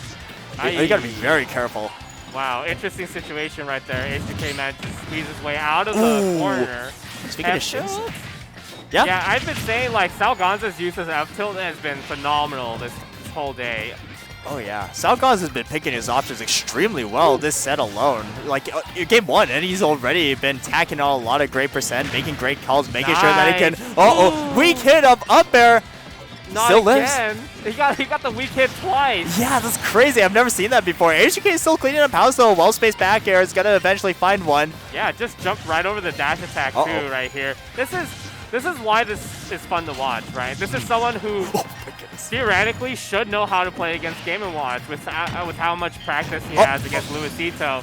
Yeah. Misses the dash grab, gets down smash for it. Unfortunate. Yeah, I think he racked into the roll and then unfortunately held it a little bit too much. Misjudged the spacing just a teensy bit, but that's okay. Oh gosh, the reaction to the hero spin. Right as soon as that bear is done. Both players have been playing with such phenomenal reactions right now, but the difference right now is that SAOGonza is down a lot of percent. He's got to make up some serious catch-up. He's late on his homework. There it is. Okay. We're racking it up. 58%, now 71. Off stage scenario. Great jump in from H3K too. Yeah, that amazing defense by H3K, and he gets the spot dodge here, spin to boost, so now the advantage is all his. Got SAOGonza in the corner. Oh, gosh. How many times are you going to try to zone break with dash attack before you get punished? Yeah, honestly. You can't get away with it. Yeah, and it only gets worse because the further you fall behind, the more you want to just keep pressing it as well. And it just from there, it just makes the opponent's job so much easier. But that was a great down smash. Oh, goes deep for that. Manages to hit him again. Catches his air dodge. Oh, forward whiffs. No, that was the wrong way. Okay, the tech chase right here. Oh, HK, you gotta be so careful. Okay, late dash attack. I like that. we'll take it too. Ooh, and the forward tilt is like there you've been it is. saying, that forward tilt. SAOGonza has gotten so much mileage off of it. Yeah, so good. Oh my goodness, Down throw. that is this 91 minimum off-chain rating supreme stuff right there. 71%. Okay, I was gonna say it's a little bit scary to get grabbed right now if you're SAOGonza. Oh, okay, down smash is gonna force a knockdown. No follow-up though. Hey, he teched it. He still got hit by the landing hit. Uses double jump early again, lands on the top, right platform. Yeah, it was so important that he landed on the platform too, because SAOGonza was looking for an air dodge. Still has double jump. There we go. He uses double jump, manages to get back again. HJK's defense, he's just always been hanging in there. Sends the Gale Force the wrong way, but it's not quite as consequential. He throws a little too high percent, a little bit too much range to actually be lethal to SAOGonza, but you still can't get let up. Ooh, Nice. yeah. Nair Speaking of which, that is going to be lethal. SAOGonza finding that drag down Nair forward tilt. Brian's gone from his chair. I don't know where he went, but man, he left the thing that killed him. yeah, honestly, yo. Chair kills? the chair booted him off stage for real life. Like, oh my goodness. Actually, that move is so freaking good. Oh my goodness. F-tilt, Ever since Melee, that move has been ridiculous. oh yeah. Like, oh my goodness. Longer like active frames than you think, and you're like, oh. Yeah. Hey, Odre, what's good? I see you in chat. Big Snorlax fan. Same here, bestie. All right, let's go. Game number 2. They're running it back to PS2 with our new modified rule set. For the uninitiated, we don't got DSR. So, for those of you wondering, SAOGonza and HDK can kind of go back to PS2 every single time as long as it's not banned. Yeah, you have 3 bans. Yeah, honestly, I'll save my personal not so great thoughts about the new rule set for another time. All I'm gonna say is we're probably gonna be seeing a lot of PS2. Do you like 3 bans? No, I don't. I actually don't like this rule set at all. Oh, okay. Yeah. It's just because there's no DSR? It's not just because no DSR. It's just kind of like you have 3 bans, which seems great on paper until you realize that they also added Lilac. You're always gonna be using one of those bans for Lilac because nobody likes Lilac. And That's a personal thing, man. If you don't know how to play on Lilac, just say that. yeah, but your opponent might. You never know. Anything can happen in a tournament. Yeah. Just learn how to play on Lilac. True, yeah. Oh, but oh my goodness, HJK is starting to remember how to play on PS2. Is starting to get this early advantage. Really good stuff. God. SAOGonza no longer running away with this game, but as soon as I say that, he returns the favor. Excellent forward tilt. Yeah, SAOGonza is just excellent at keeping you in the air. I think just Game Watch in general, right? That character, the up air just keeps you in the air much longer than you want to be. Oh, and by the time you know it, you're at 80 to 100%, and you're like, ah, I'm gonna die. Yeah, you can't brute force your way out of those up air juggles. Like, my man is a juggling machine. Have you seen his throws? Yeah. Crazy. Okay, nice. Oh, does not confirm the hero spin. That's going to be a... Okay, he does not get punished, though. Yeah, but out of the window, you don't have to worry about down throw at the ledge unless you DI in. Right. 75% though, it's still kind of scary. Oh, never mind. Okay, it was still kind of scary, though. I mean, like, both characters that, like... You kind of don't really want to be a medium percent versus Game Watch because they can kind of still juggle you and at the same time still like. You don't want to be any percent against. Yeah, Game true. It just sucks regardless. You don't want to be near Game & Watch. My goodness, play on another setup. That's why you got a swordy, right? That's why HBK is claiming me sword fighter. Absolutely. Hey, what you thought lockdown ended early? Nah. All right, great forward air. Just keeping the distance, keeping SAOGonza at the corner. Center is all Asian kids right now, and he is just saying, keep out. Yeah, the spacing with the down tilts to avoid the down smash right there. Pretty good.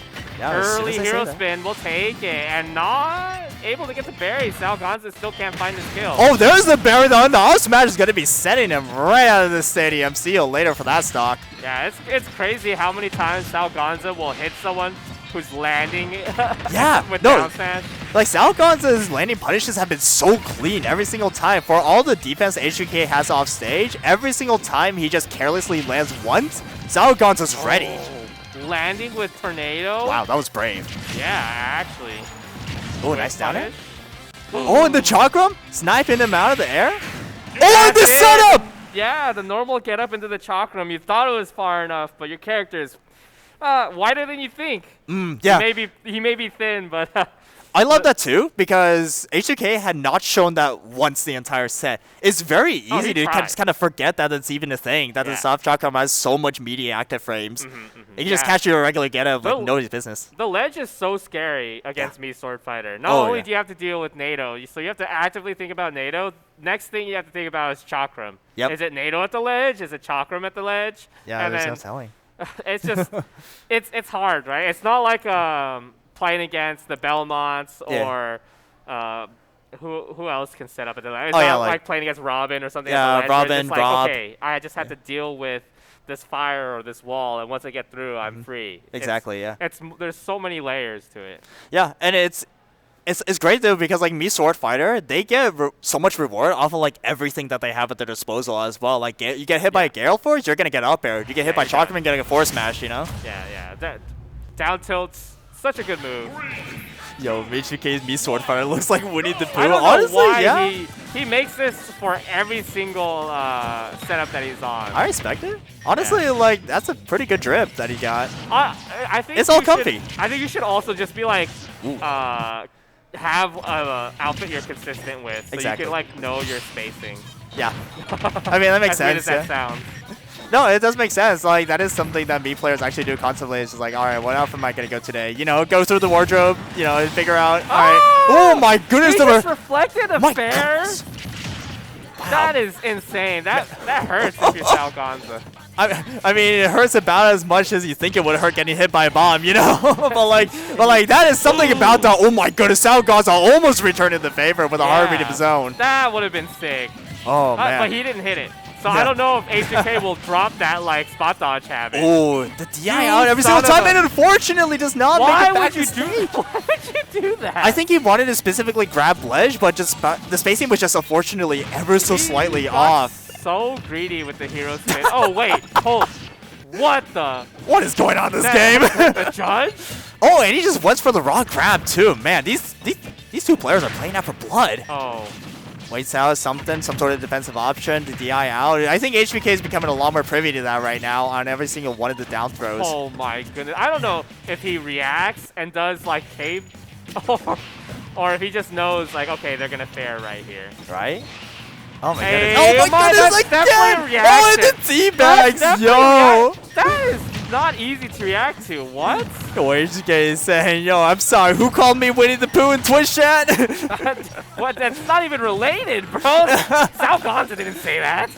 Oh, I don't know. You never know. SAOGonza could have hired somebody. Oh, the hire him. Hire the hecklers. Oh my goodness, really one going out there for that back air. Oh, he really made it too, yeah. Oh, jeez.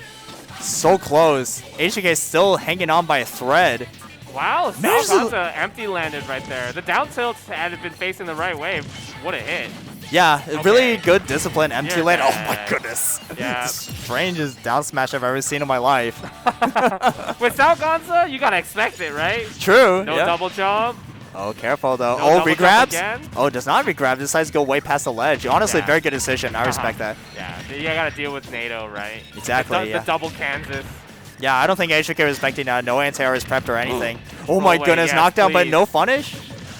You have to like check roll away, or if you missed a tech, just roll away. Yeah, and if you're SAOGonza, I almost feel like you gotta be expecting those tech rolls away, but honestly, oh my goodness, just catches the landing a second time. Yeah, it was a really greedy down air from H2K. Don't normally see something like that where it was just like clear that he was hoping SAOGonza would run into it. Actually, like, that was definitely like a reach. Yeah, well, I mean, like, I feel like part of it is also that, like, HK had actually been getting a lot of those down there, especially in the first two games, where he was just, like, every single time that he felt like SAOGonza was trying to throw out, like, a preemptive, like, anti-air option, like, up tilt or whatever, HK always going for, like, you know, full hop or just landing down air, and he was always trying to get mileage out of that. Yeah, but I think the difference is that that's, like, a whiff punishing, right? And stuff like that, because it does get beat out by game watches, like, up air or an air. Yeah. So... Well, like, a lot of those situations was just SAOGonza was pressing buttons, and then he got caught, right? That time, he didn't press any buttons. He actually just fully anticipated down air, dash back, down smash immediately, buffered it. That's the difference, right? HK was literally whiff punishing SAOGonza with down air. And at that moment, he was really hoping SAOGonza would just run into it. Yeah. Which I don't know. It makes no sense. Uh-oh. Me Brawler. Y'all heard that? Me Brawler. This is a different fit. What? We still got the bear outfit. Yo, he's really Winnie the Pooh right now. Oh my goodness. He's got like got the cat suit on with the bear hat. Oh my goodness. Yo, oh my goodness! SAOGonza said no furries allowed. Dude, jeez. What? We gotta keep you in check, bro. Hey, you can't be hating on these random. No, I'm not. These random. I'm not hating on it. SAOGonza wasn't one of the nine. What? Why are you just attacking random groups, huh? I'm not attacking. I'm not saying anything. What? Oh my goodness. Okay, no. HJK said no furry rights. Yeah. Yeah. I apologize. I'm having way too much fun. Oh my goodness, the down smash once again the tech out. I feel like that's just an answer every single time, like you mentioned before. At that point, he's just way too far. Couldn't really go for a punish or to read. Nice. Yeah, these like long-lasting nairs are scary when you're playing against SAOGonza. He's just so ready to parry. Oh yeah. Oh my goodness, the preempted bags. Dude, he has to. Yeah. True. That's scary. Don't let him get in your head. Okay. Late nair into forward smash is a good combo, don't get me wrong, and it will kill. But against SAOGonza, like, how often do you want to risk getting parried? Yeah. Honestly, I feel like SAOGonza would definitely be the kind of person who would just immediately adapt to just starting parrying all of your jump-ins, right? Yeah. You gotta make sure that it really makes it in your left. Throw in some maybe like empty lands, but SAOGonza's saying I might not even give you a chance. Yeah, HDK thought he had time to sneak in a move right there. Yeah. Too much of a startup, that back air, far enough, and also fast enough to reach HDK and steal the kill. Okay, he goes for the back air, try to like reset or something, or gets a little bit of extra string. But unfortunately, not quite gonna find anything. Landing there. Oh no, what was that forward smash? Oh my goodness, yeah, HDK just wants something to stick right now. He's throwing out all kinds of moves, all kinds of punches, but they're not finding anything. The 2D menace. Oh! Another landing there. I'm surprised Sal's letting HDK get away with it, but you know, he's in the lead. I don't think you got to worry about a whole lot right now. No. Even if he does get a landing there, there's no telling if he can like confirm in time. Yeah, maybe not. 92%. Oh my goodness, he's catching these so well. Not really finding punishes, but SAOGonza's spacing is phenomenal right now. Okay, yeah, getting the grab. SAOGonza can just wait and shield. Oh wait, but HDK has command grab. Yep, exactly. He's gonna deal so much damage. You gotta be so careful like command grab. It may not kill, but it pops you straight up. Great for me, He's not gonna do it. He's looking for one move and one move only. Exactly. He just wants something that, you know, kills. There you go. Yeah. I don't know what that bucket was, actually. Okay. I don't know either, but hey, you know what? People in the game. Can't question it. Get out of here. Damn.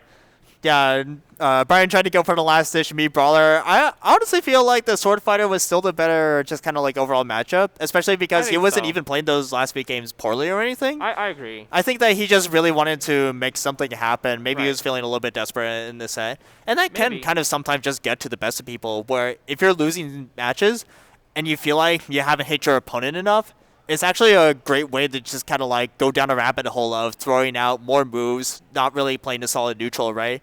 The fundamentals still got to be in check every single time. That's the hard part, though. You play so many characters. Like, are all of them up to par? And are you ready to switch your playstyle on the fly? I think they are. Yeah. I mean, of course, right?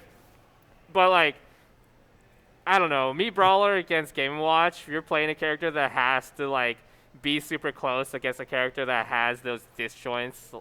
That nair is ridiculous. So you're not whiff punishing that like easily.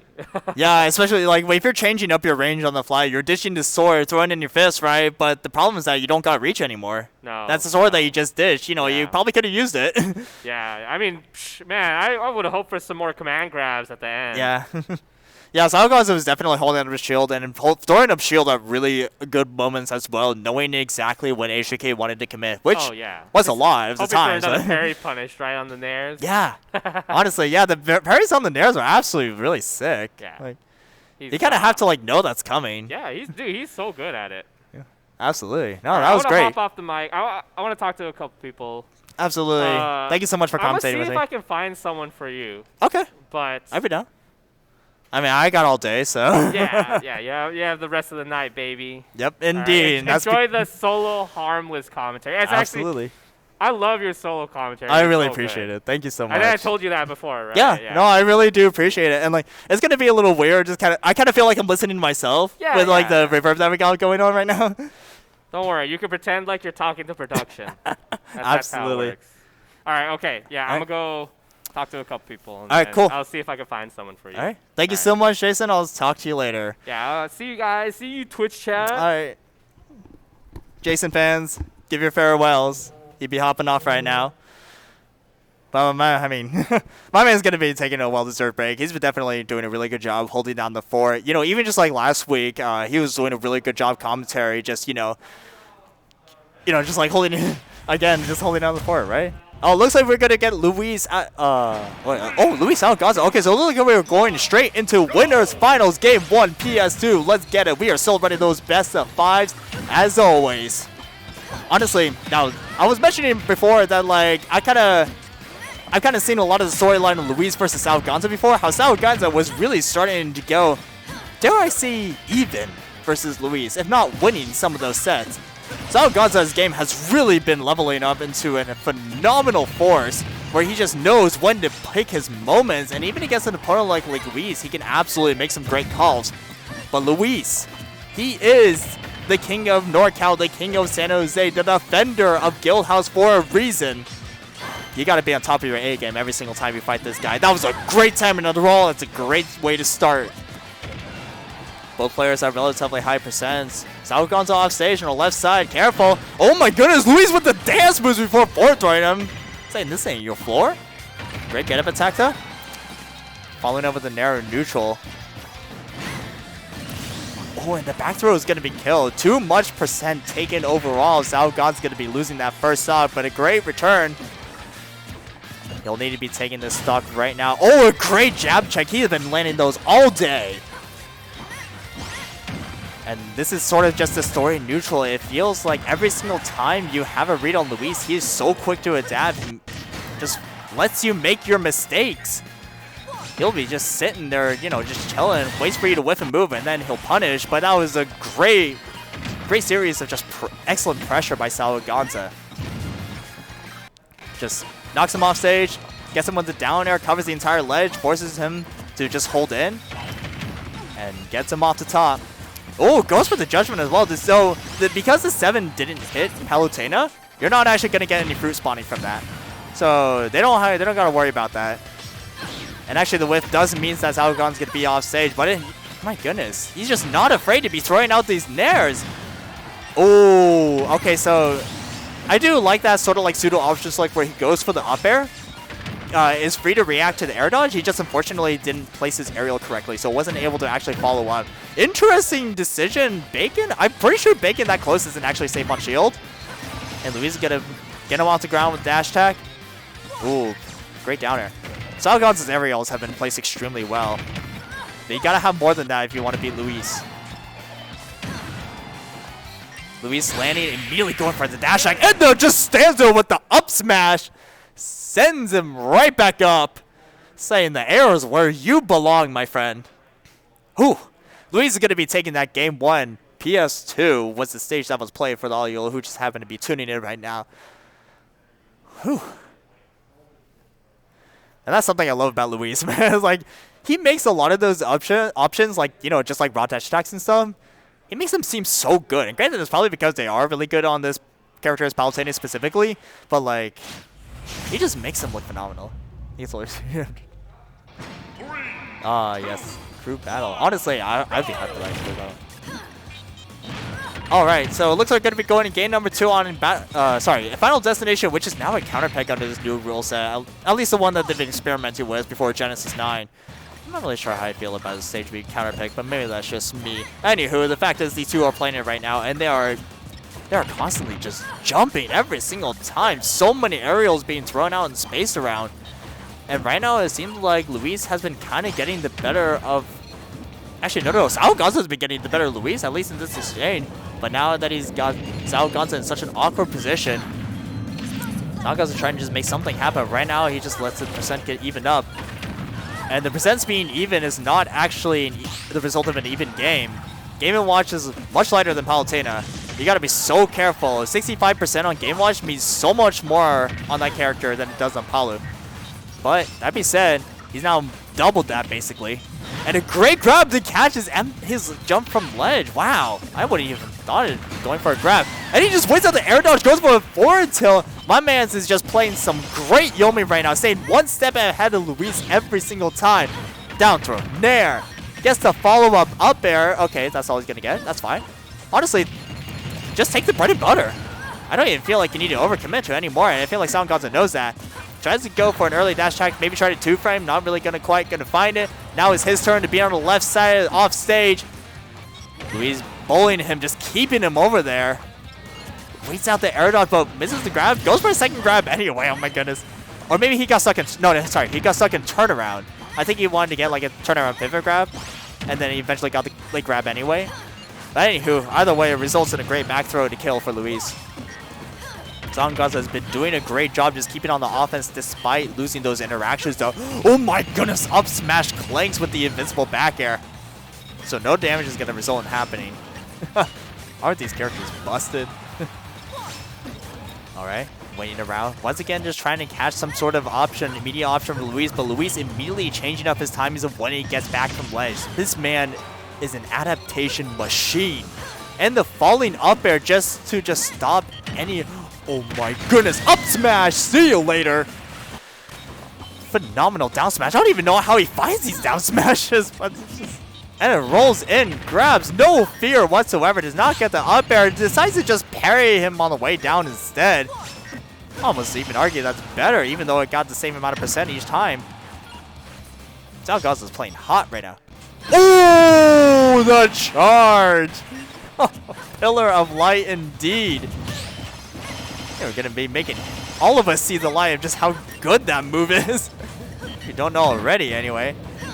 Great back air. Oh, and a great just empty hop throw. My man's just not letting him breathe at all. Oh, up air! Even beats down air? Crazy. Alright, slingshot back air. And now, oh my goodness, down tilt, full hop, slingshot back air again. Then Luis is just laughing. He's just like, he knows how close that was. He really had to turn up the pressure from, you know, just 0 to 11, and he got it. That's what you got to do when you're playing in situations like those. If you know that your opponent is, you know, if you got your opponent, you know, disadvantage, and he's last stock, you know they're gonna either want some. I feel like there are two states in that sort of situation, right? Where like you have the opponents who like want to press buttons, want to get out of disadvantage as quickly as possible, and the people who just hold back a lot and just want to just take some moment to just breathe, right? Luis knew that SAOGonza was doing the latter, able to punish him just like that. And now we are going to what I believe is game... If I remember correctly, this is game 3. Yeah, game 3. Luis winning the first 2. And SAOGonza, you know, despite being down 2 games, he has been putting up an excellent fight right now. He truly is Luis's bracket demon, and that's even selling him maybe a little bit too high, you know, with how Luis has been recently sort of getting out of that, right? Starting going a lot more even versus SAOGonza, if not outright winning a lot more of their sets. Great down tilt, catches this regular getup, and it, oh my goodness, even 2 frames with him. Forces early up B. Okay, yeah, honestly, SAOGonza is doing a great job. Oh, hey, fruit! Yo, make sure to eat your fruit and veggies. Don't forget. They're just as important. Oh! Okay, so I love how SAOGonza is just knowing to just... He's just knowing where exactly he got to place those aerials. Even though he kind of had his up air reflected, he didn't panic at all. Oh, but that being said, throughout a few too many moves that time, Luis just stood there, let them all whiff. That being said, still swinging. SAOGonza not slowing down. That is the most important thing. Oh my goodness, that movement from Luis! He knew everything he wanted! Yeah, crazy. My man's a psychic. Oh, and a great spot dodge as well, avoiding that down smash that SAOGonza has been hitting with so often. Dash attack as well, saying, I don't want any of your aerials. Great spot dodge. He kind of knew he needed spot dodge there, or else, you know, he would either be eating a meaty dash attack or something. Okay, forward tilt. Only goes for a few bacon, no committal. Oh, Luis wanted to get some kind of fancy movement, but unfortunately he teleports right to the blast zone. There is cost of that. Luis actually might be needing a moment just kind of recollect himself. He is human after all. It feels weird saying that, but I mean, hey, okay. Expected buffer roll out and did not catch it though. SAOGonza with a very good instincts to roll in. Punishes the up smash, great weight. Patience on this man. He's starting to develop a lot more patience knowing that he got punished for pressing a lot of buttons and now he's just kind of taking his time. And look at that, it pays off in spades. SAOGonza full control of the situation. Nice back air though. Luis forces out the early up B, but the great drift back from SAOGonza. Oh, but the jab is going to be catching his neutral getup. His neutral getup has been caught so many times off ledge, and because of that, they now have an even game. Is it going to go like last game? Luis catching him again and again. He knows. He knows when SAOGonza wants to press buttons. Oh my goodness, the crap off of that? I didn't even think that would connect after that drag down. Oh, I smashed a little bit too early. Nice nairs.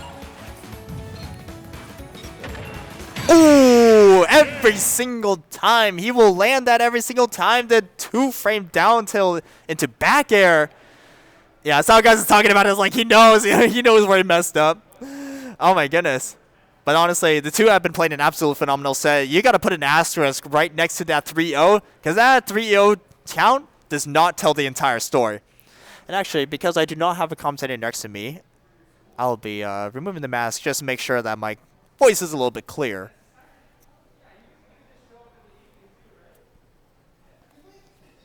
And of course, even in this day and age, make sure to stay safe, you all. All right. For those of you who are just tuning in, we just got done with winners finals for Guildhouse. I am your solo commentator, at least solo for now. We'll see if we have someone coming up here to join me. But for now, I am solo commentary, Harmless, taking over for the last few matches of the night. Now that we finished winners finals, we are going to be going down to the losers bracket, where we are going to be seeing who is going to be playing next. As I say, as I pull out my phone, I'm not prepared for this. I haven't really been quite keeping up with who's been playing, but okay.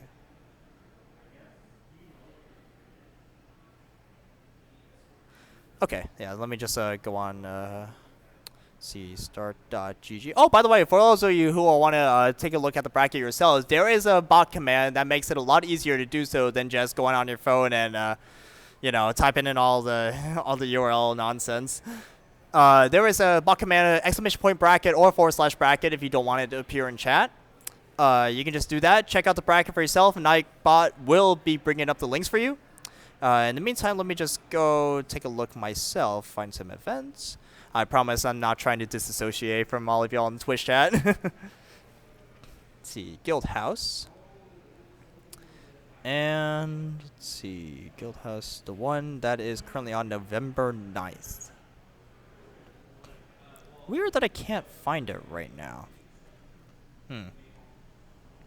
Trying to look for the one that is on November 9th, but I can't seem to find it. Oh, by the way, for those of y'all who have a free, let's see, Thursday, Friday, yeah, for all of y'all who have a free Saturday, Rise of Guildhouse is happening this week, this Saturday. If y'all want to sign up for Rise of Guildhouse, now would be the time to do so. Javi is not going to be interested in any of y'all who are signing up late, especially like, you know, hours before the bracket. Don't do that. He will block you. Also, sorry. Also, like, Don't message him last minute, especially on like Discord or anything. He will definitely not be happy with that. But definitely sign him now. Rise of Guildhouse is a great monthly. It's just like Wednesdays, but better, you know. Thank you so much, by the way. I really appreciate all the kind words y'all have in Twitch chat. But anyway, it ain't gonna be about me right now. Right now, it's about these two players on screen: Napster versus Luisito. Wait, Luisito? That's Luisito? He is playing Mega Man right now. Are you seeing this, Javi? My goodness, this is the first time that I've ever seen Luisito play Mega Man. Like, I knew he played kind of like, you know, obviously he played Game & Watch, right? You know, he plays like, you know, relatively defensive characters, but Mega Man is not a character that I thought he would have had in his arsenal. All right, let's see how it's going to be working out for him. Right now, Napster got the stage control. still relatively close to percents, but right now Napster is just playing an extremely solid game, making sure that he can make the most out of all of his neutral interactions, keep the pressure on this robot as much as he can. But Luisito gets Luma, and now that the Luma is gone, neutral is going to be a lot easier. As soon as I say that, he immediately gets grabbed. Alright, makes it back on the stage. Up smash is going to be keeping him up, airborne. Honestly, being above Rosalina is pretty scary, because that up smash is pretty quick and doesn't have a whole lot of lag to it. And also, really disjointed up air and up tilt. Oh my goodness, buddy, he said I don't care about any of that. The skies are mine. I'm going to be dunking you straight to the ground. First stock goes to Luisito. Great shield. Oh my goodness. That shield is the size of an M&M right now. But it really just shows how willing that Luisito is able to call those defensive shots, you know? Just keeping that shield up, get all of its value for all it's worth. He said, I've been given the full shield. I will make use of the full shield. I paid for it. I will use all of it. Great down air. Disengage, get some space. With Luisito immediately in control. My man's is just able to immediately just get so much control on a dime, even when it feels like Napster has him a disadvantage. But that being said, finally catches him on the air dodge. Napster able to even up stocks. Ooh, up smash again. That up smash is going to be so pivotal this matchup. But wow, KO's over the last hit of the back air. That quick claw. I think that's what it's called. Is it called quick claw, or am I confusing that with Pokemon? I might be. All right, anywho. Okay, great forward throw. I kind of like this from Luisito. I like how he's not going for any overcommittal strings, or every like, you know, every opportunity that he gets, he wants to just kind of like, you know, get like extremely basic like bread and butter stuff, like occasional pokes. Just because he knows that he can kind of play the percent game right now as Mega Man. He kind of just rolls projectiles, don't take any super massive risks. And right now, the percents are massively in his favor because of it. As a matter of fact, the stocks are also massively in his favor. Ooh, he tried to go for an empty land up tilt. I respect that. Mixing up his attack timings like a champ. Napster's not going to be deterred though. Manages to get back to ledge. What's the mix? Tries to land with the down air, but that's an extremely telegraphed movement right there. And Luisito is more than ready to punish. Whoa. I think he tried to go for some kind of sauce. Parries the Luma. I feel like he's in absolute full throttle right now. Just not slowing down. Crash Bomber immediately explodes on the Luma. Interesting. That's something I did not know. Oh! Oh my goodness! Luisito, he's in his head. Oh, but that being said, a little bit of an overcommittal edge guard. Oh no! He had the setup, but unfortunately could not complete it. Napster dropping the punish. And Luisito will be taking that with an out shield up smash, punishing the whiff. Absolutely phenomenal play from both of the players, but Luisito is going to be taking that one in the end. And it looks like we are going to be adjusting a couple of stream windows and whatnot really quick. In the meantime, the two players are going to be... okay, we're back. All right, so both players are going to be talking over the stage. I did not quite see what stage they went up to, just because the screen was out for a little bit. But I guess we're about to find out. Game 1 played on Battlefield, by the way. Yeah, you're trying to give out the scouting report for Rise. True. I believe it. Or maybe he just feels like really playing Mega Man in this matchup. Which should be fair. I want to believe that Mega Man has an edge in this matchup. I don't want to say outright wins, just because I don't really have data. But I can definitely see how Mega Man has a lot of really good tools to just, you know, approach the Rosalina matchup. Generally through not really approaching, though.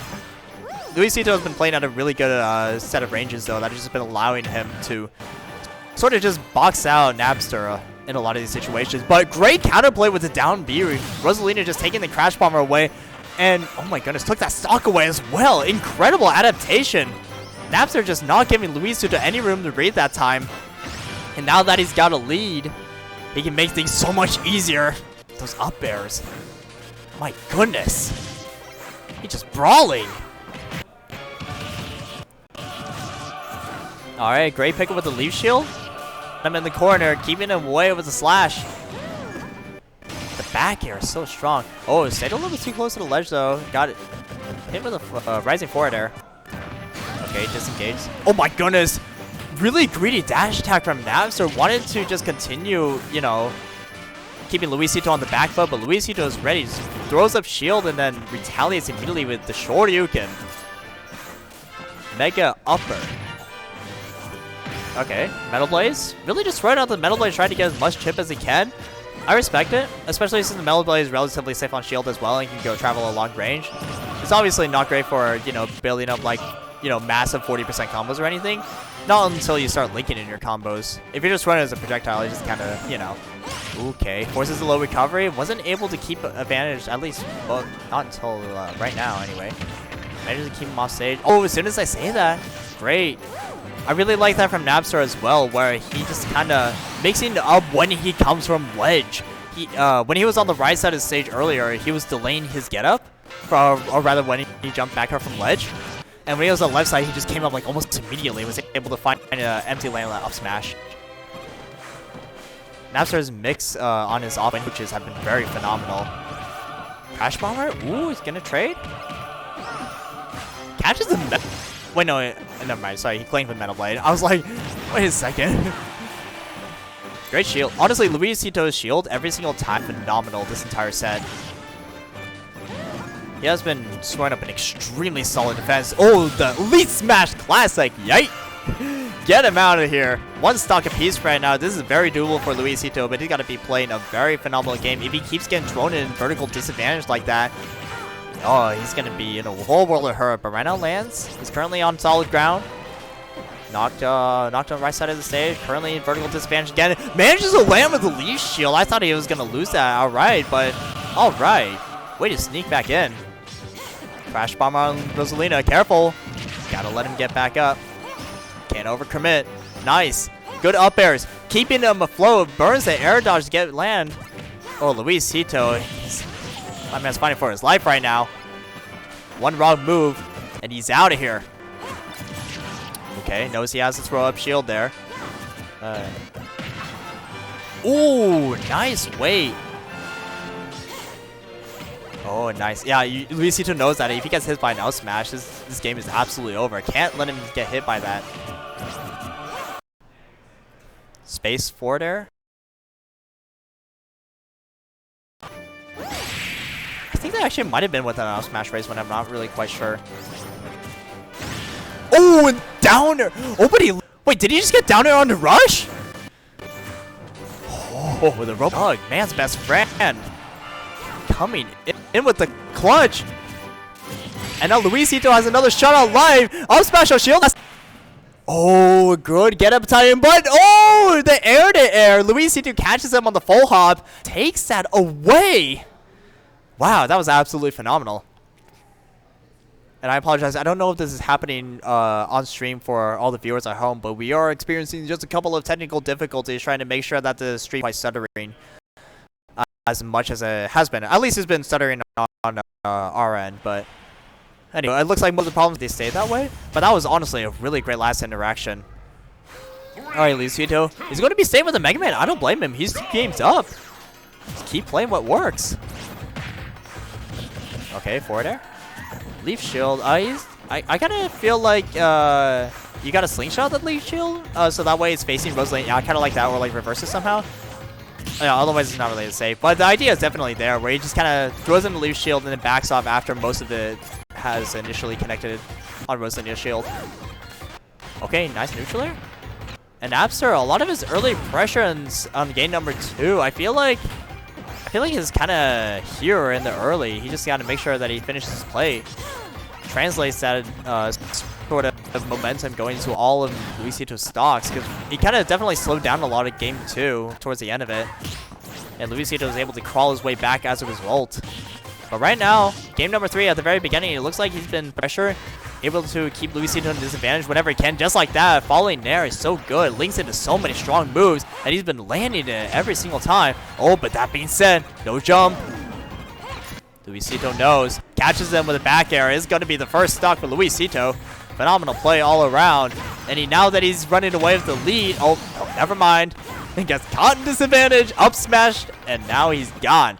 We are back to Smash 4 rule sets, baby. 2 stocks apiece. Great forward smash. Keeping him off stage. That's really what you got to do. Don't give this man any room to get onto the ground. And in fact, as a matter of fact, yeah, no. Wait, what? Oh, no! The up air messed up his recovery. Napster is going to get pineapple on the stage, and he is not going to make it back. That is huge for Luisito. Oh, that's like one of the worst feelings in the world when you finally have a lead. You finally have something extremely comfortable, and then you SD. Oh my goodness. So screw that. We're playing one stock rule sets now, apparently. And I'm not sure Napster is feeling so good about that. Not the best news he's heard all day, but he's got to roll with it. Nice. Pellets coming up are huge.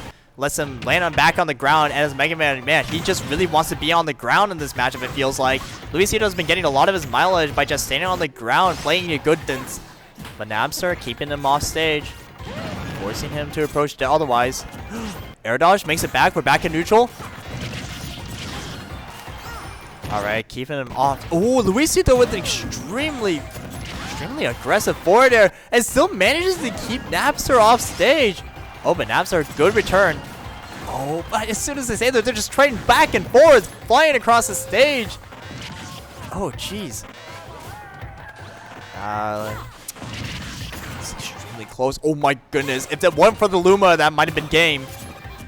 Luisito, he wants another opening like that. Metal Lady cover into something. Crash Bomber, force a defensive option. But the down air, it doesn't even spike, but that's probably for the best. Doesn't give him an opportunity to tech. Just sends him away.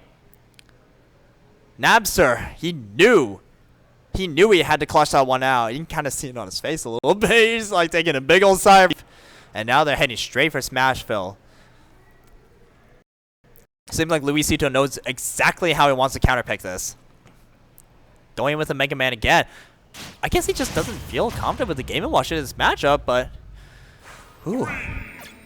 Honestly, the Mega Man has been putting in a lot of work. Let's just see if Napster has a plan for it now that he's played 3 games. He's probably played more games against Luisito's Mega Man before, but like, he really started to, you know, adapt on how exactly he wanted to position himself against Mega Man in a lot of these games. It feels like he's really starting to find the gameplay right now on where he wants Luisito to be.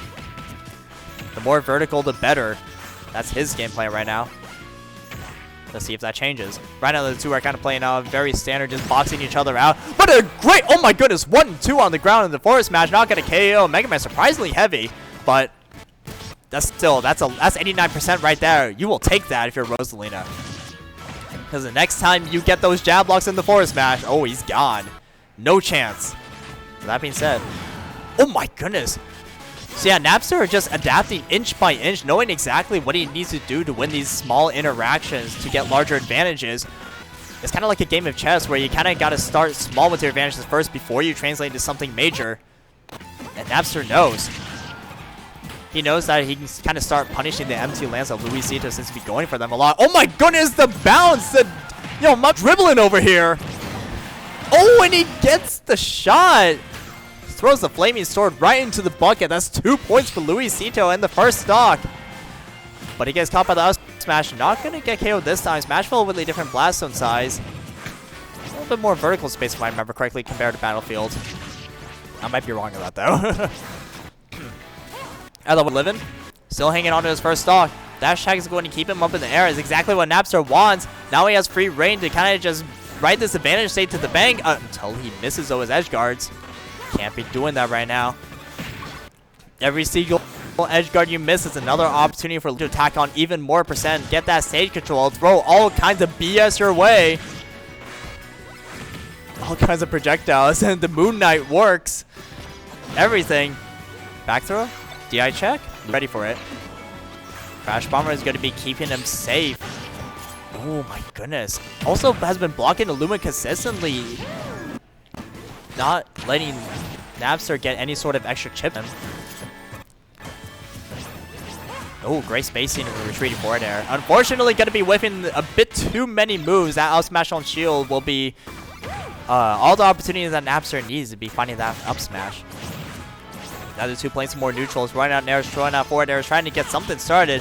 Luisito has been making really good work of the leaf shield as well, using it extremely effectively, both as a shield pressure and a kind of snare as well. And every single time he got Napster in the area, he can just air to air him. And it just gets so much mileage. He's definitely been, oh my goodness, the raw mega upper when he's at 0? And himself, he knows, he's just running all over this game, but Napster will not be the he might be deterred actually. Missing his shots a little bit. It's important that he's still taking those shots, but the fact that he's missing them might be losing it just a little bit. Who knows? Nice back air. Keep him in the air. When you're in the air, you can't shield. And shield is your best friend against a lot of these projectiles. You gotta have that grounded game. And right now, Napster's being denied it. Oh my goodness! Did not block the Luma that time, but still way out of the scramble. The reactions are on point right now. A very aggressive down air. Does it a second time now. Napster no punish? Oh, that's gonna be a punish though. Just crosses him up and gets a forward smash. Great positioning. And the dunk! 2 points right back at you. Now 1 stock apiece. Don't get dunked yourself though. Careful, Napster. You still got a full stock to play with. And so does Luisito, rather. You gotta be so careful right now. You're on 1 to 7%. Luisito is chilling. He ain't gonna be dead anytime soon. Bar is seriously game-losing move. Okay, nice leaf blade. Once again, just popping him up in the air. And gets away from the tech chase situation as well. Luisito chilling back here. Not quite gonna do it. Napster, one more chance. The Luma saves him. Oh my goodness. Luma is starting to finally find their mark. Oh, the backer will be finally doing it though. Luisito with the Mega Man. All 4 games will be taken at 3-1. Interesting counter pick, but I like it. Shades of SAOGonza there, doing it for the boy who's in Twitch chat right now. Let's go. That's matchup right there. That is just wanting to play a different matchup and really following through with the plan and making it work. Napster has some really solid adaptations, but in the end, Luisito got the scrambles on the range. You got all the lemons. You got a healthy diet. You got the vitamin C.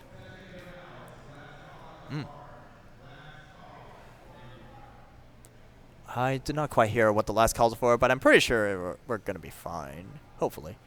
Anywho, so I do believe, if I remember correctly, that was losers quarters. Actually, no, I do not remember correctly.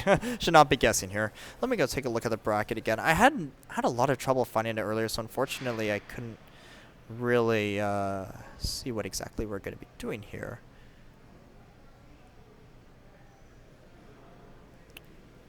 Oh yeah, I finally found the Discord for the AFK launch. Cool. At long last. It took me forever to find this thing. Anyway.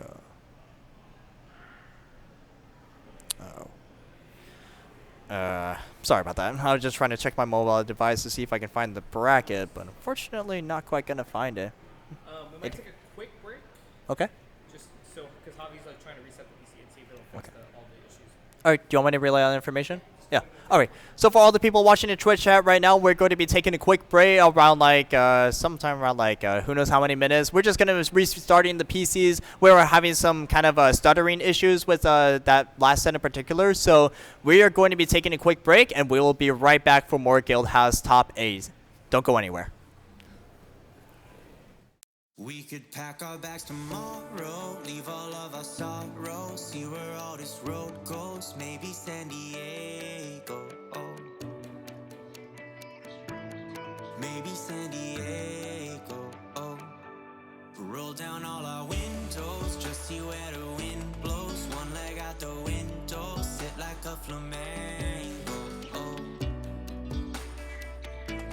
sit like a flamenco.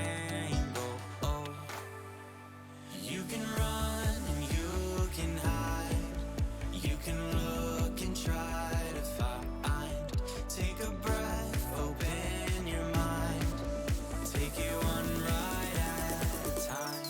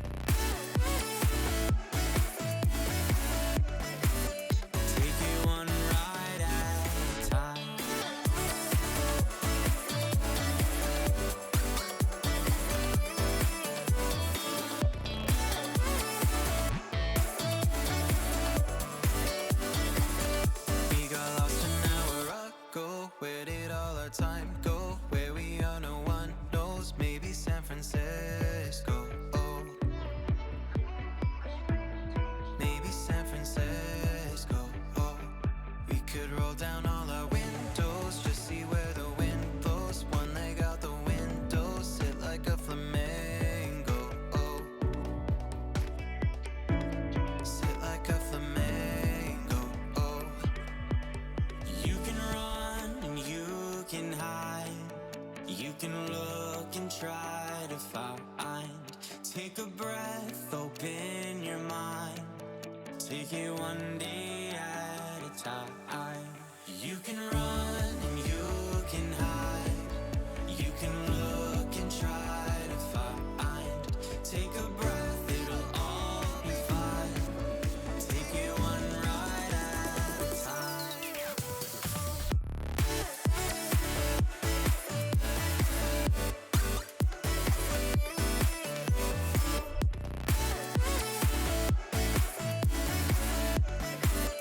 Take it one ride at a time.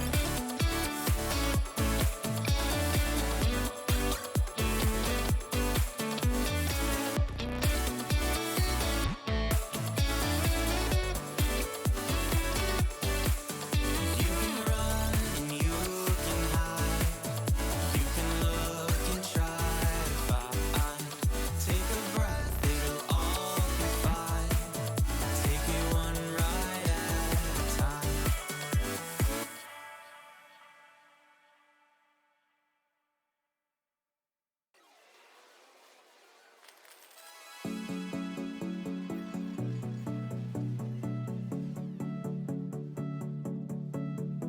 Mom, today sucked, I'm not feeling great. People all laughed and they call me names. Why's it so tough and the world so lame? Can I have some cash and a ride down to the arcade? To the arcade. This morning blue, I stayed up till 2. People stare at me like I'm trapped in a zoo. Why's it so tough and the world so lame? Can I have some cash and a ride down to the arcade? Some cash and a ride down to the arcade. Can I have some cash and a ride down to the arcade? Can I have some cash and a ride down to the arcade?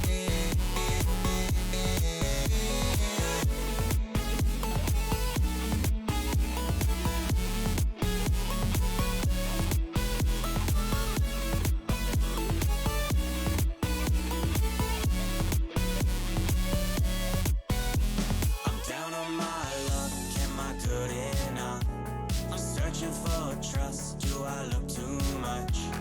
Why's it so tough and the world so lame? Can I have some cash and a ride down to the arcade?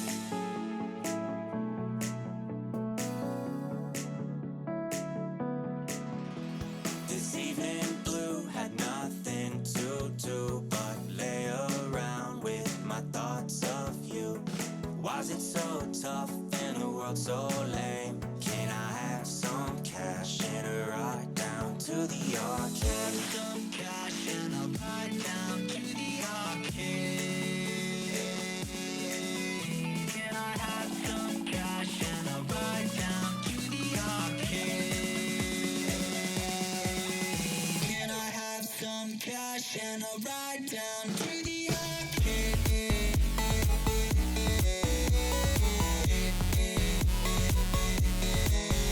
Can I have some cash and a ride down to the arcade?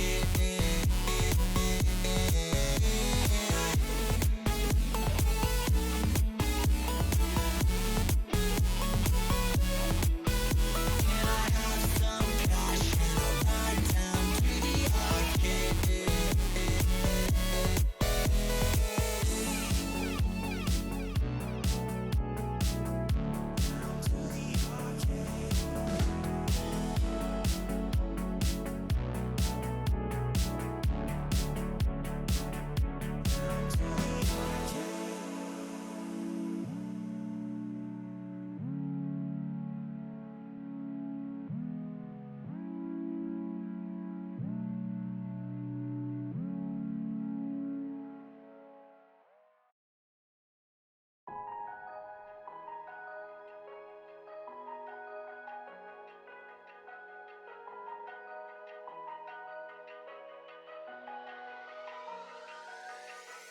Bite my tongue.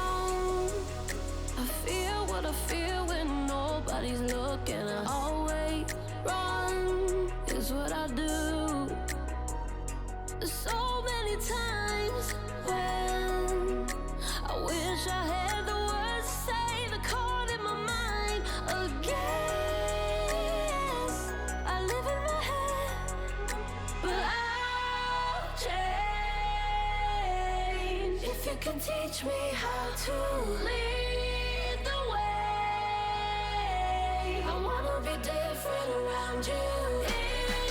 Inside, it doesn't come easy for me. I will try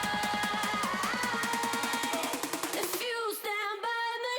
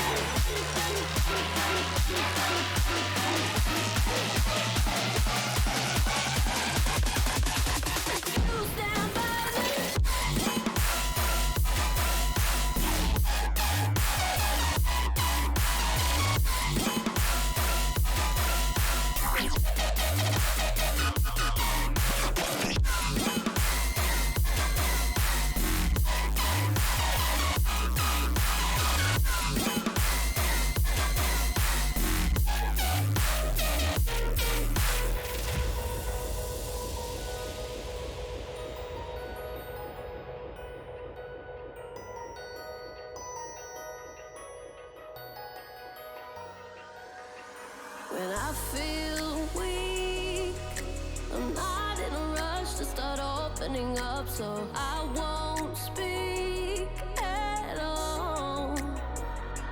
I freeze up, yeah. I don't wanna make it worse by saying too much. I live in my head, but I'll change if you can teach me how to lead the way. I wanna be different around you. Inside, it doesn't come easy for me. I will try if you stand by me.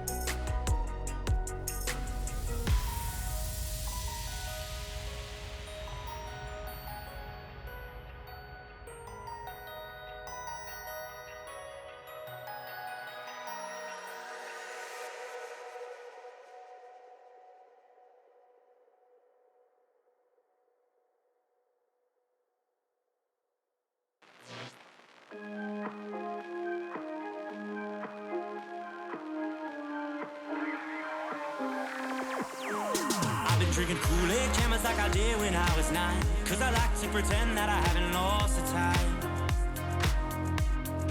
In the end, the nostalgia, though it tastes fine, I can only drink a couple 'cause it feels like a lie. We'd play Halo and we'd lay low in our basement until the sun began to rise. We would go to school but not learn too much, 'cause it's hard to read when you've got tired eyes.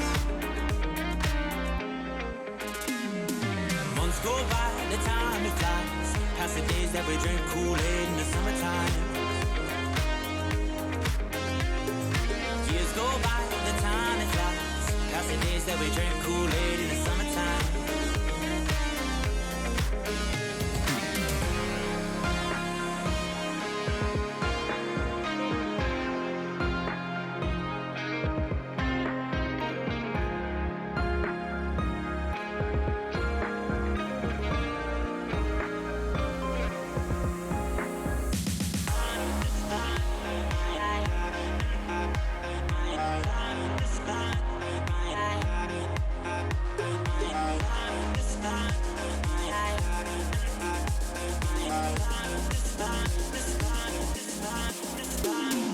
got my friends, they've been with me for some time, and it's nice to know that they still by my side. Friends are like stars, cause no matter how far, when it's dark outside, they will be your light. We'd play Halo, and we'd lay low in our basement until the sun began to rise. We would go to school, but not learn too much, cause it's hard to read when you've got tired eyes. Months go by, the time it flies, past the days that we drank Kool-Aid in the summertime. Years go by, the time it flies, past the days that we drank Kool-Aid in the summertime.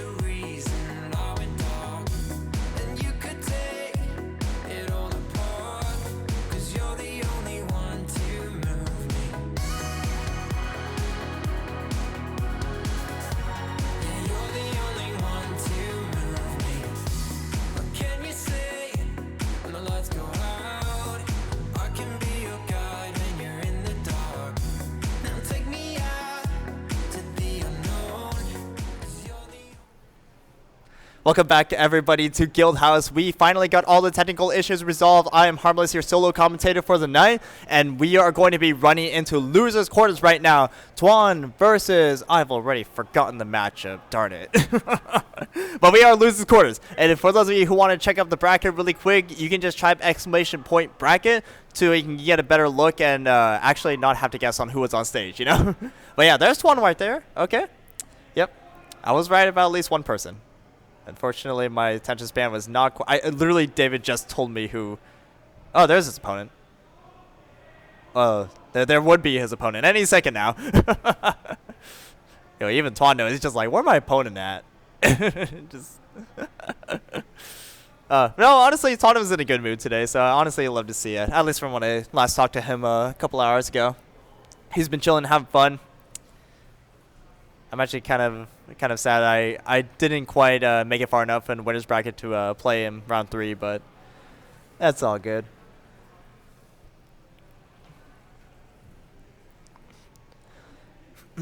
So let's see here. Oh, it looks like we are still waiting for his opponent, actually. What do you know? But yeah, so for those of you who want to unveil the plot, the secret plot point on who exactly Tuan will be facing in this loser's quarters, as I was saying earlier, type ! Or / bracket, and oh, sorry, Crimson, I believe. Yeah, so Crimson is going to be playing against Tuan. Crimson, of course, good enough to make it up to the top 8, especially on the loser side. He's going to be pulling out the Cloud versus what is presumably going to be the Pokemon Trainer. If I recall correctly, I think it was actually these two played in winners earlier, but I might be mistaken. I think it might have been Crimson playing against a different Pokemon Trainer. Or, no, sorry, it was Tuan playing against a different Cloud, I think. Or were these two playing earlier in bracket? Hold on. No. Crimson was playing against Louise. Who was Tuan playing against? I don't remember. I know Tuan playing against a Cloud. I don't remember who it was, though. But anyway, I'm pretty sure if we all in Twitch chat can correct me. Or at least tell me what exactly is going on. But I do know that these two people are going to be up on stream right now. We're going to have Cloud versus Pokemon Trainer either way. It looks like they just got done discussing their... No, they're hopping into the game right now, actually. All right, we're going to... Oh, no, he's actually going to be going the Min for this particular matchup. Interesting. I guess Twan just feeling like against Crimson in particular, he wants to be playing that Min and get that long range going. And, of course, Crimson going to be wanting to close the distance whenever he deems appropriate, as is traditional, you know, fashion playing against a long-range character like Min. Definitely want to fight where she is weak at, not where she is strong at.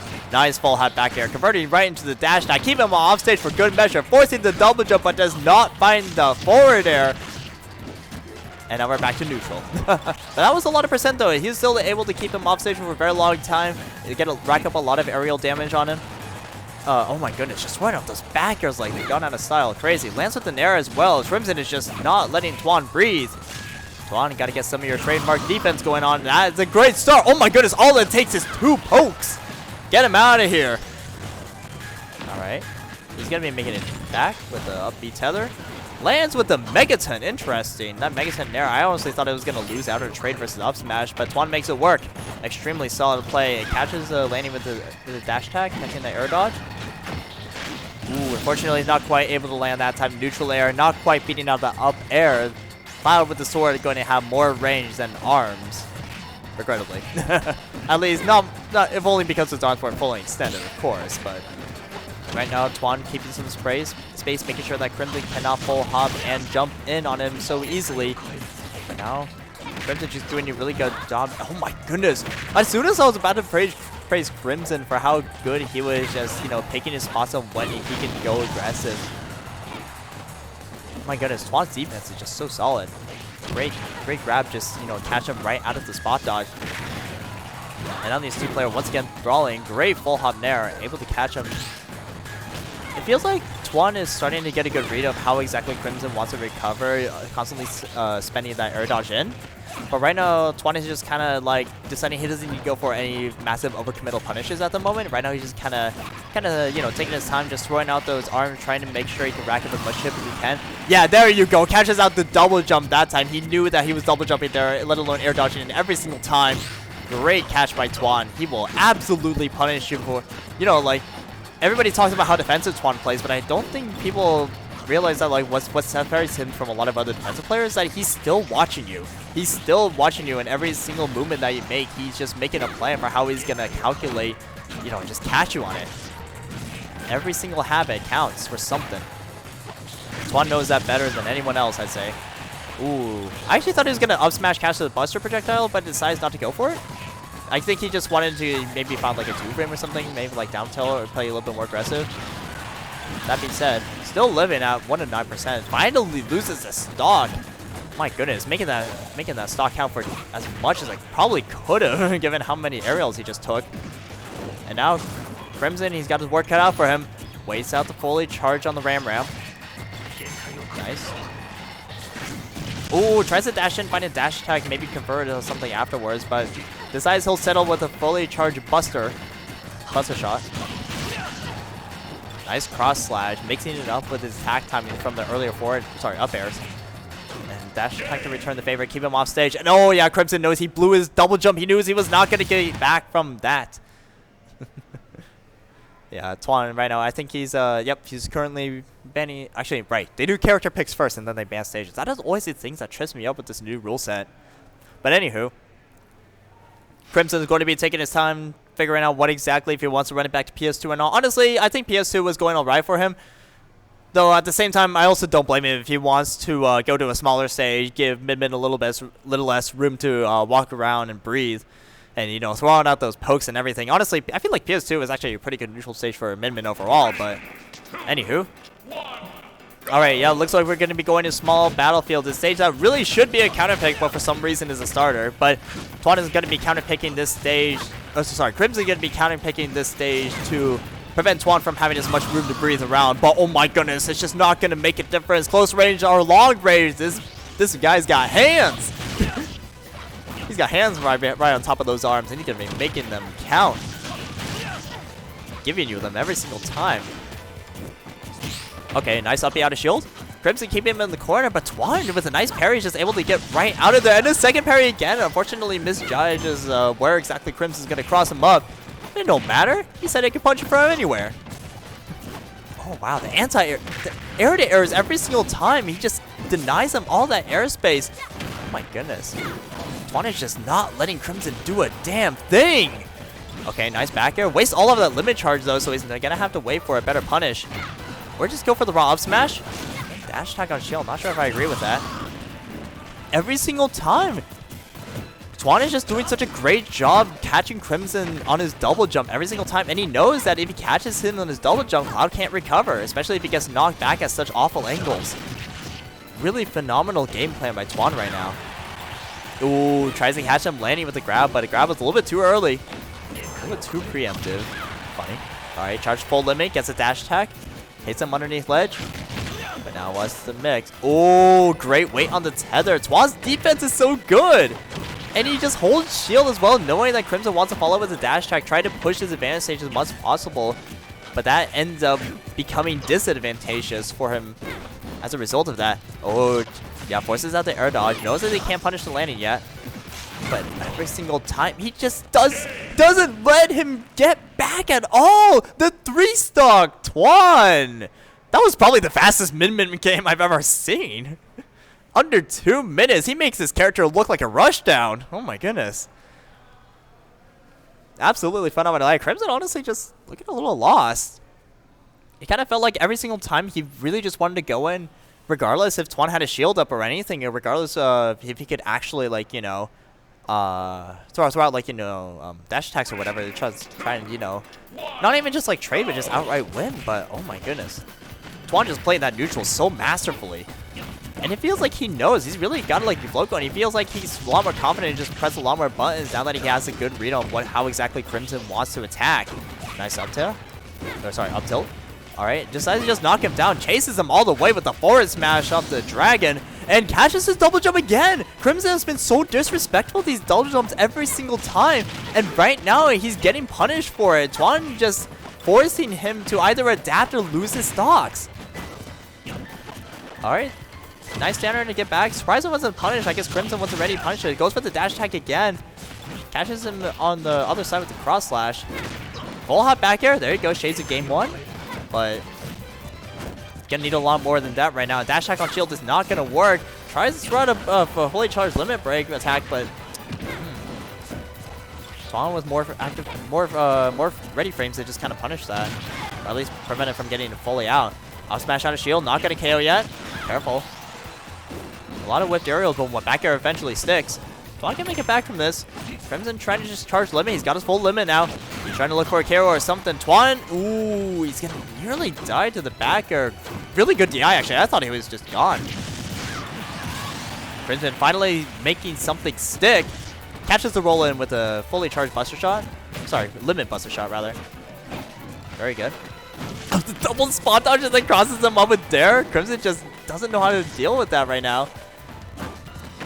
Okay. Yeah, Twan, I guess, like, he doesn't even need to fully punish, like, the air dodge, even though Crimson's been doing it every single time. He kind of knows that he can kind of just keep Crimson scared, you know, just, like, force him to stay in shield. Oh, that's the Crimson special right there. Empty hop, cross slash. Granted, I feel like a lot of clouds do that maybe, so maybe I can't call it the Crimson special. Darn it. I'm really trying to give him credit. I'm sorry. I know I've been talking about Twan a lot, especially because he's just been having such a manhandle on this neutral game. But right now, the stocks are even, the percents are even. It feels like Crimson has been finding his way back into this, really making his punishes count right now. Knowing that he can't just rush in every single time. Ooh, gets caught on the landing. He's forced to burn the limit. Knows that if he air dodges there, he's going to catch a ram to the face. Oh, and switches to the Megaton and catches him air to air. That's so many air to airs that Twan has been landing every single time. Oh, great roll out the last second. And a better empty hop forward tilt from Crimson. Now got him in the corner. Oh my goodness, that was brave. But unfortunately, brave does not always mean you're going to win neutral. Twan makes it back.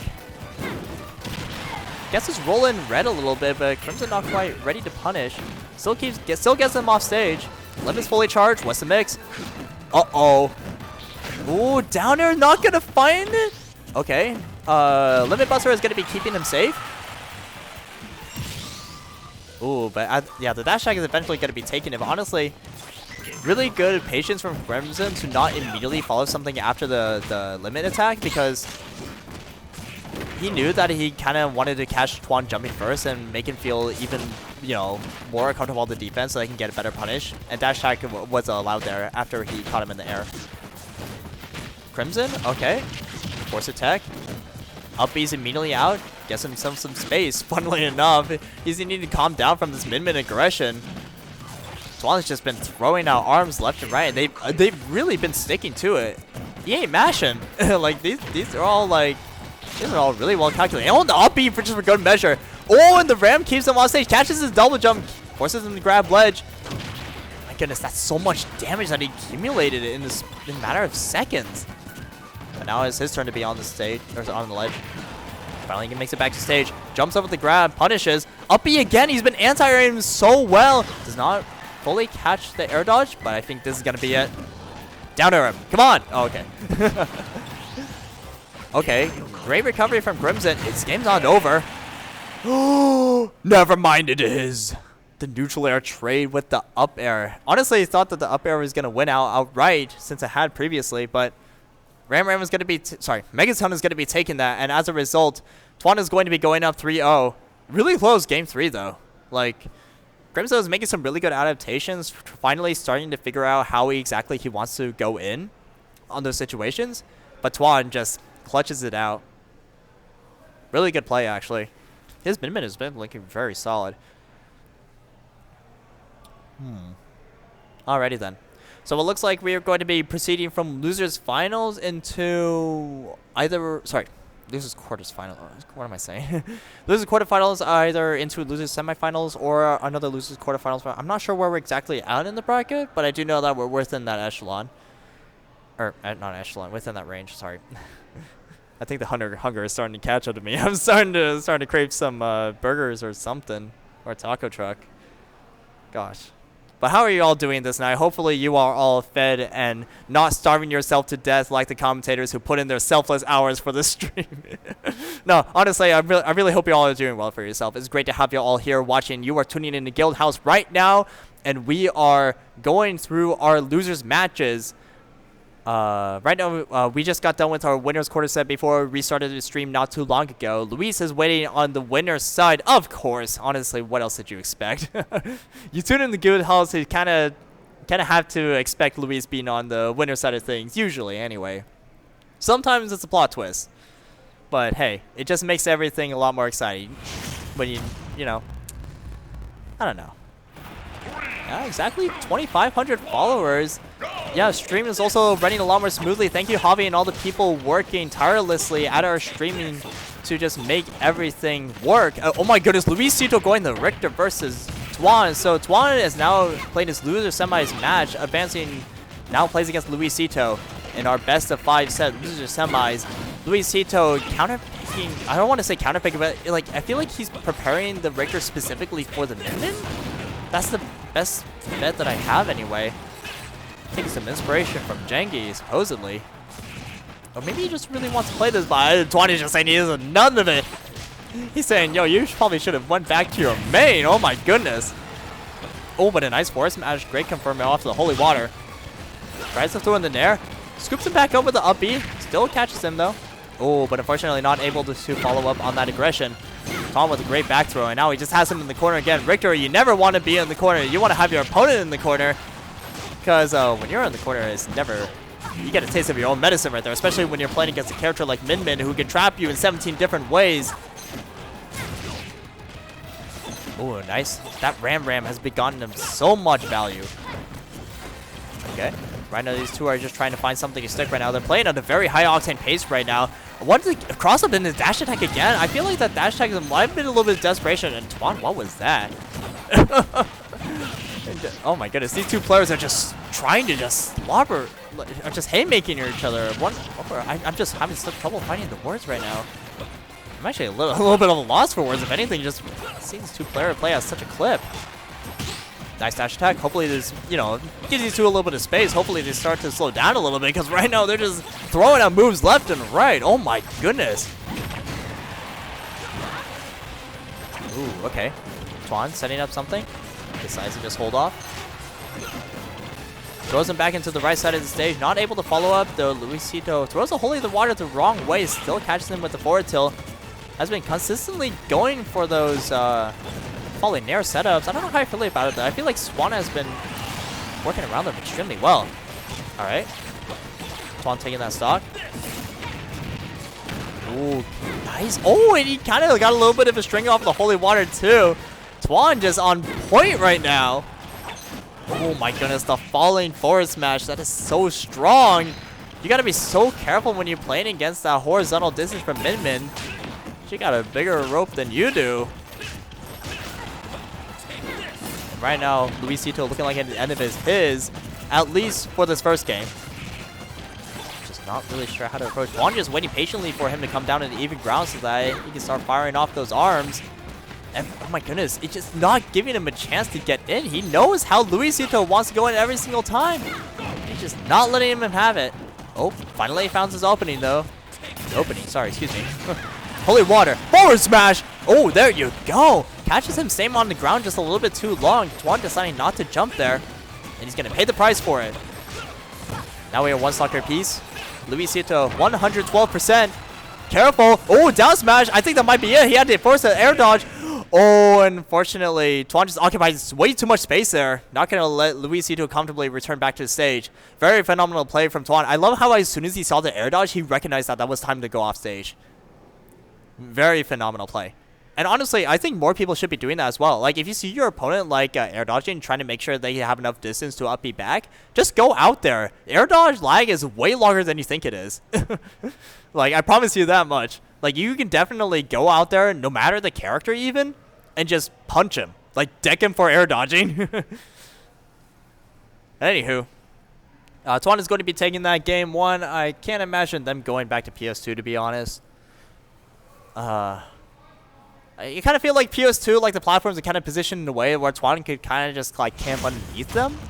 And every single time that Luisito, oh my goodness, Luisito the Zero Suit Samus?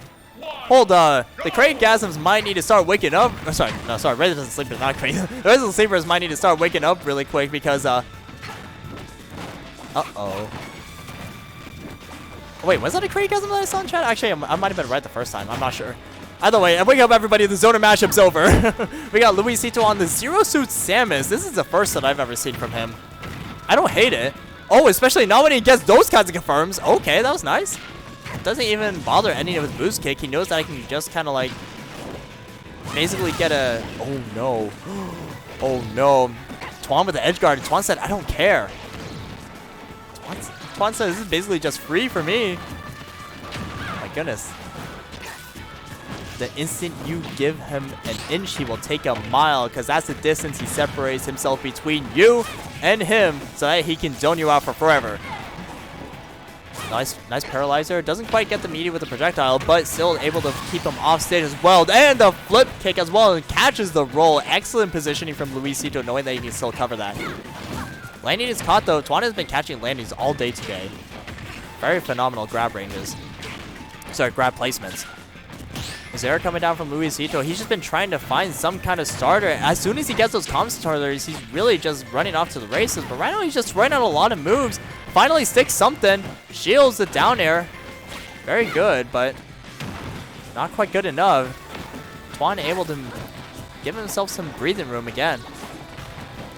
And again, every single time you give this man breathing room. Okay, there you go. Luisito with a hit confirm. Gets him off stage. Confirms the boost kick. Not quite going to do it. Town and City, too big of a stage. Any other stage that... Oh, he read that roll, but did not confirm. Oh, the nerves are setting in. Losers semis. It's unlike anything you've ever played before. Actually, no, that's a lie. Luisito's been here plenty of times. Same with Swan. But still, like... These two have been seriously just swinging at it. No fear despite the slip-ups. They don't need to roll their head, roll their eyes, or anything. They just need to keep playing. And that's exactly what they're doing right now. Not slowing down the gas pedal a single inch. Kind of like what we saw with Crimson earlier playing against Tuan in Losers quarterfinals. These two know that they are on their tournament lives. Oh my goodness, he wanted him to roll. Tuan with the patience. Just sitting there in shield though. That's the kind of thing more players need to start doing, in my opinion, but I digress. Great aerial strength. Knows that he can kind of just sit there, get as much chip, let him just run into your strikes. Knows that as long as he keeps distance and as long as he doesn't let Luisito jump in on him, he's chilling. And he knows that by just throwing out those in-place neutral airs to prevent the jump-ins. Tuan played this neutral extremely well. Uppy's not going to find anything. As a matter of fact, his down tilt is going to be scouted and his boost kick is going to confirm. Great KO. But now you're at 87%. Luisito, oh, you are out of a double jump too. That is going to be game. The percent on its own suggested doable. The double jump being gone? Nah. That is, disregarding percent, the most important resource you have, especially against a character like Min Min, who is constantly looking to snipe those double jumps so that they can just end your stocks like that. Tuan has just been playing out of his mind, pressuring his opponent, catching double jumps, taking stocks so quickly. Yeah, the legend directions have been really solid. Oh, right. Luisito is finally pulling out the Mr. Game & Watch. Yo, what's good, Scapegoat? Great to see you all in chat. Thank you all for coming back, especially after we had that brief pause earlier in the stream. Glad to see you all here again. And now we are seeing the Luisito not just counter-picking Game & Watch, but also counter-picking FD. Honestly, I don't know how I feel about this. I feel like it's probably a good stage for Game & Watch in general. But you're fighting Min Min. Are you sure you want to counter-pick the FD? I guess we're about to find out. Right now, no platforms to land on. I suppose there's a case being made for it. Whoa! My man's charged that so much. Gotta be finding on his shield, but parrying nonetheless. That's like the thing that's really keeping Tuan safe right now, but still in the air, still getting juggled by back airs. Franklin the Turtle coming in to say hello, coming in with the ringside assist. But right now, forcing in high recovery. Luisito gets back down to earth with a down air. Tuan is just trying to air at him right now. He knows that Luisito has been jumping so often during these neutral interactions, and he wants to catch every single one of those jumps. As far as he's concerned, it's 3%. It's free real estate. Bag him up. Okay, back throw. Ooh. Early double jump gets him out. Alright, Luisito not quite able to keep him on the ledge, at least for the first time. Let's see if the second attempt goes any better.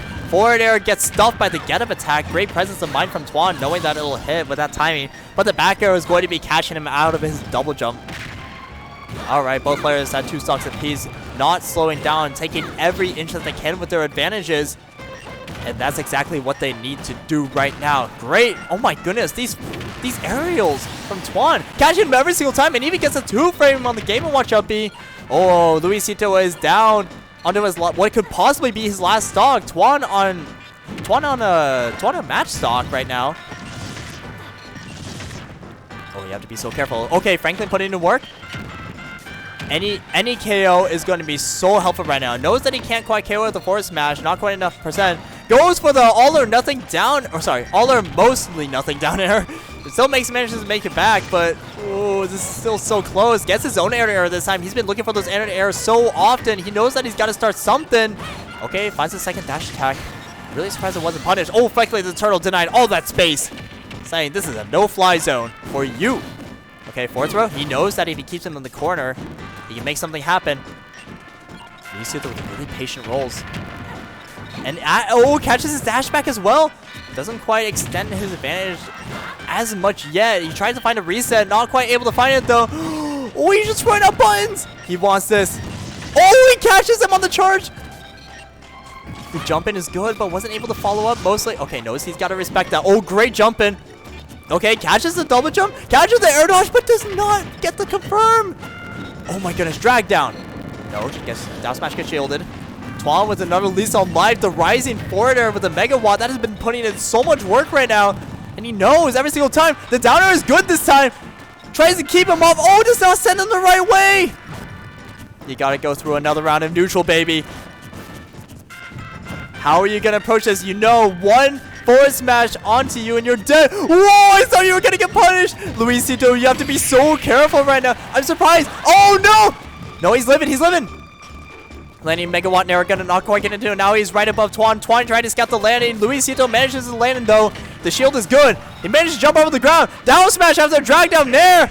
Did not go so low. Oh, Tuan! Not quite able to make it back to ledge. Oh my goodness. Who knew that these two characters people normally hate fighting them, right? But who knew when paired up against one another, we'd get slobber knockers. Oh, let's go. I'm loving this. Both players are just swinging right now. And you know what? For all that was saying that Tuan was like doing a really good job air-to-airing Luisito during a lot of those early stocks, that last stock, he kind of wasn't hitting them. Tuan cried a bunch. Honestly, yeah, that was a little bit of a misstep by Tuan possibly. But hey, you know what? He is still up 2 games. He got some time to work with right now.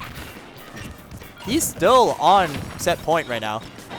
Now he just got to close it out. Make sure that Luisito cannot get anything started, but as soon as I say that, that's exactly what he does. Scours the air dodge, drag down nair, does not get a reset though.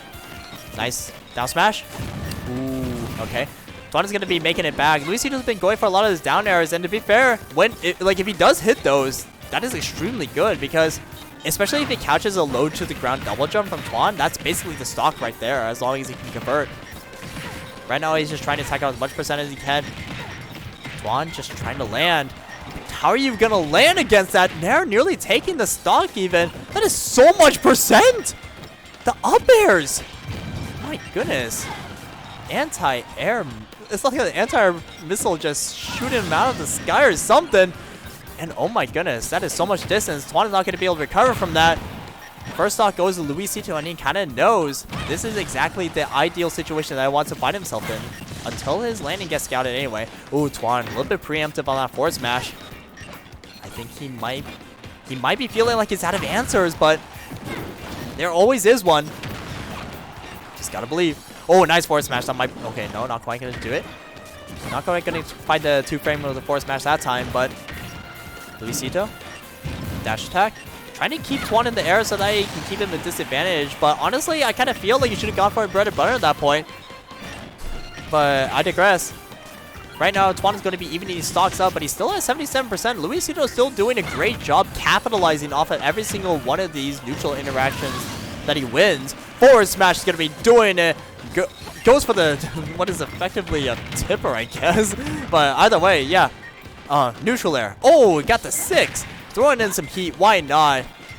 Save some heat for the pan, though, and at least face the pan the right way. Guess his double jump back because of his landing. Great presence of mind by Luisito to know that he kind of needs to take his time and distance himself so that he doesn't get caught without his jump off stage. Because that is exactly how Tuan eats up your stocks. No jump and no ground below you means death, my friend. Okay, nice grabs. He's been landing like every single grab right now, except for maybe one earlier this game. But honestly, Tuan has been throwing his grabs extremely well. Nice Megawatt. Scouts out the up B. Catches him with a jab check. Doesn't decide to follow up off of it, though. Dash attack. Oh, and the falling Megawatt that KOs? I don't know if Luisito was not prepared to die either or what, but that was just... Wow. Great shot calling. Great decision making by Tuan. Okay, Megawatt. Another forward. Oh, jeez. Honestly... Okay, there we go. He's going back to playing that sort of like, I guess he's trying to get like Rising Megawatt as an alternative of air-to-airing him, but honestly, I feel like the neutral airs were putting in just as much work, if not more. I digress, again. Right now, these two players are still making it work regardless. Their neutral is what has gotten them into this loser semis. Now they just got to play even more of it right now. And Luisito, you got to remember, this could be your last stock if you don't close it out right here. What was that down smash?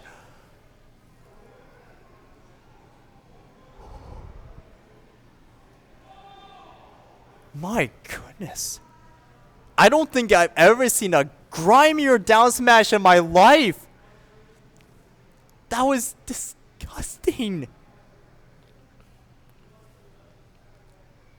You better not be serving that to any customers, because that belongs in the trash. That was gross.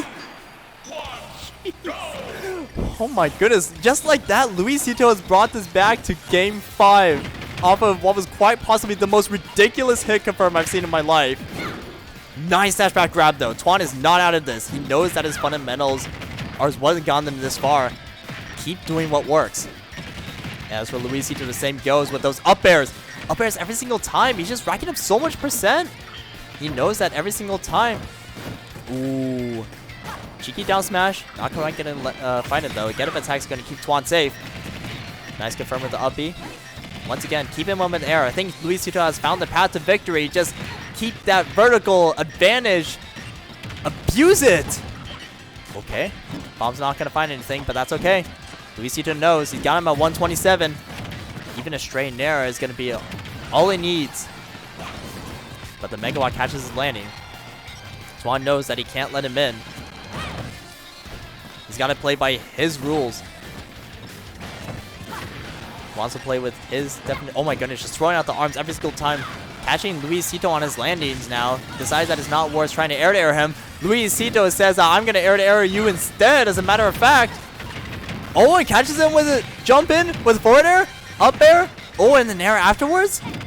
Tack on a little bit of extra credit. Oh my goodness gracious. That's 58% off of one forward air. Oh, and the clangs? The clangs with the... Oh my goodness. Luisito, his presence of mind is looking so much sharper with these air-to-air engages. Twan trying to find a different approach to this neutral, and it's not paying off nearly as much. Okay, keeps himself safe. Only throws one arm. Oh my goodness, Luisito, the patience. Notice that he just wants a dash tag to just pop him up so that he can effectively get a full string from it. Luisito, just like that, has got Twan on the ropes. Last stock guaranteed for Twan. Up airs. He knows the less risk that he has to take going further into the set, the better. Even better if he just ends this game right now. He has gotten all the momentum. Luisito, if there's any one person who can do it, it is absolutely him. Oh, even doesn't walk into the grab. Knows that he can kind of just chill, just stay in place. Oh, but his landing gets caught. Forced to burn the air dodge. Careful. Okay, manages to make it back. He has double jump that entire time. I'm actually surprised that Twan even scouted his roll after all that. Phenomenal play from both players. Luisito is still up a stock, and the back air is going to be doing it. Wow, absolutely phenomenal play. Luisito getting the reverse 3-0 on Twan. 3-2 is the final set count. Oh my goodness. Two players playing absolutely phenomenal with some of the most hated characters of all time. Gosh. No, honestly, love to say, I'm really glad that Luisito was able to just throw in the game and watch, stick to that main, and just really just make it work. He just flipped that entire neutral on a dime and was able to take 3 games in a row because of that. Didn't lose his composure at all. Phenomenal play all around. And because of that, Luisito is going to be advancing to what I believe is losers finals. And if I recall correctly, we still need to play one more losers semifinal set before we get to the winner of that set playing against Luisito. And then, of course, the winner of losers finals gotta meet the final boss at the very end, Louis Money. And for all of you sticking around the stream, wait, no, actually no, never mind, I am mistaken. Right, SAOGonza was in the losers finals. Sorry, I am mistaken. Luisito and SAOGonza are going to be fighting losers finals right now. We're just going to go straight into it. PS2, no need any of that banning stage nonsense for game 1. Let's just get into the action. And right now, Luisito going to... Oh, he does not want to play Game & Watch videos. Especially not against his own color. That's his Game & Watch color. And he's just going to have to fight for it. Kind of surprised he ain't doing it with his own main though. But hey, you know what? Maybe he knows something that I don't. I wouldn't really know how... I've seen Jenga playing against, like, you know, SAOGonza, Luisito, whatnot. I feel like Richter or Belmonts in general just does alright against the Game & Watches of the world anyway. Just Game & Watch in general. But I don't know. I still feel like there are just a lot of there are a lot of tools that Belmonts have that are just kind of denied by the mere existence of Bucket. Like, the fact that you kind of have to go for a lot more of a scrappy playstyle with your whips, it just doesn't feel right. That being said, Luisito's making it work. Holy water setup. Not quite going to find anything.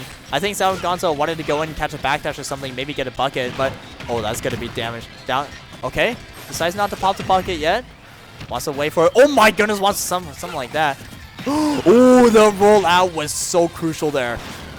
Especially timed like that. Luisito with the landing there, able to... preserve his stock. 157 though. SAOGonza's living. Of course, making Game & Watch look like heavyweight over here. No, in all fairness, he is a heavyweight champion of a Smash player.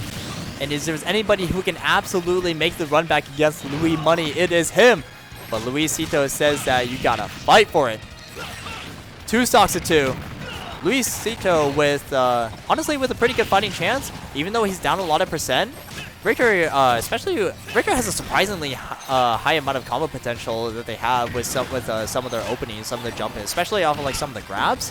If you can get like a reset off of like down throw and one of your aerials that like drag down airs especially, you can absolutely just pump out damage like crazy.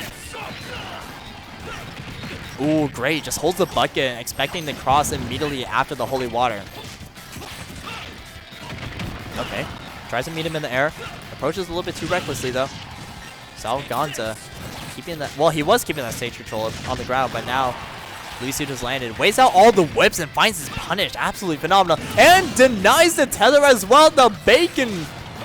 That's so greasy, man. Making him slip up over there. Oh my goodness, but you love to see it. Okay, holy water. Giving him a little bit of that edge guard and right back at him. Oh, but SAOGonza wise to the tricks of the Belmont edge guarding. Still has his double jump. Manages to, does not recover quite high enough. And as a matter of fact, is going to be sniped out by Luisito. 1 stock apiece. But this is huge. He's got a full bucket. It's not a whole lot of damage, but it's something, right? At the very least, it's range. Oh, what am I saying? That did nearly 50. Wait, no, not at 50. He was at 50. Sorry, it did nearly 40. Around 30 probably, but anywho, semantics. Okay, forward tilt gets parried. Not quite able to find a grab though. It's really tempting to go for those grabs, but honestly at max range, that forward tilt is extremely safe. You can't really go for a grab or anything. The best you can hope for is maybe a jab check. Speaking of, finds the jab, knocks him off stage. Double jump angled back air right back at him though. Luisito has been playing this neutral extremely well, knowing when to capitalize, how exactly to call his shots and everything. And what? Gets another uppie out of shield. That's been a really great defensive saving grace for him. Manages to make it back. SAOGonza resetting neutral with that uppie. And now, okay, forward throw. Ooh, catches his down air. Great positioning from SAOGonza. Oh, unfortunately, Luisito dives a little bit too deep. Not going to be able to make it back. And as a result, SAOGonza is going to be taking game 1 in a very long, drawn-out first game of this set. And we got, at most, 4 more games to go. At least 2 more. Buckle up, y'all. This is going to be a long one. But hey, you know what? If there's any one person who can absolutely make the run back... Oh my goodness, wait a second. Luisito saying it's time to fight for my character. Actually, wait a second. I don't think these two share the same... They share really similar colors, but that actually... I think that is Luisito's original color. So I guess we don't need to do a color battle or anything. Especially not a money match for it, but... As much as I'd love to see it. But he's finally pulling out the Game & Watch versus Game & Watch. These 2D menaces are here to play. I'm going to tell you right now, one of them is looking a little bit better than the other, at least in terms of percent. But they're getting evened up really quickly. Ooh, very tricky throw. SAOGonza trying to go for the back air edge guard, not quite going to find it. Right now, these two are just playing some neutral. SAOGonza is staying very grounded, where Luisito is taking a very air-heavy approach. All the back airs, all the short hops, landing nairs, you name it. And he just really wants an up smash, I guess. But SAOGonza, he's patient, man. If there's any one person who can absolutely just wait forever for you to mess up, it is SAOGonza, without a doubt. Oh, but that being said, Luisito said, I'm not going to have any of it. You're playing at my pace right now, sucker. All right. Great. Dash back, dash in, dash attack. SAOGonza keeping him up in the air. You do not want to be below Game & Watch, let me tell you what. Ooh. Second hit up to a little bit too close. Not quite going to be safe there. Catching him in dash attack, keeping him off stage. Knows that he doesn't have a double jump to work with. Yep, returning the favor with that down there. He knows how to edge guard his own character. Guaranteed. You best bet. One of the best in the business to do so. Alright, Luisito is going to be responding with a neutral air to keep himself safe on the ledge. Make sure that SAOGonza can't get up to any shenanigans. The battlefield platform is allowing for such a great carry. Wow, that goldfish putting in work. The snack that smiles back. But for right now, Luisito, SAOGonza ain't smiling to see it right now. Oh! The up smash! I swear, Luisito has been landing some of the grimiest smash attacks I've ever seen. The very tip of the tippiest of the tips. Like, Mars players are mauled right now. They wish they could get tippers like that. Oh, okay. Sour spot, down smash, force a get up attack. Oh my goodness, just stands in place. Luisito, oh, careful. Nice parry though. Oh my goodness, SAOGonza thought he could get a cheeky counter attack, but not quite able to. That up smash has so little recovery. I think Luisito is just abusing that to the fullest potential. Gets 2-framed with the dash attack though. Able to land with the down air. Save this double jump. Very excellent play. Once again, goes with the up smash. He really wants SAOGonza to just run into it, but SAOGonza is having none of it. 114%. Oh, if it... Oh my goodness, what was that? That was plus, and he's shaking his fist. He knows that he just wanted it. If it don't work the first 5 times, why not try it a 6th? And that time... He tricks him.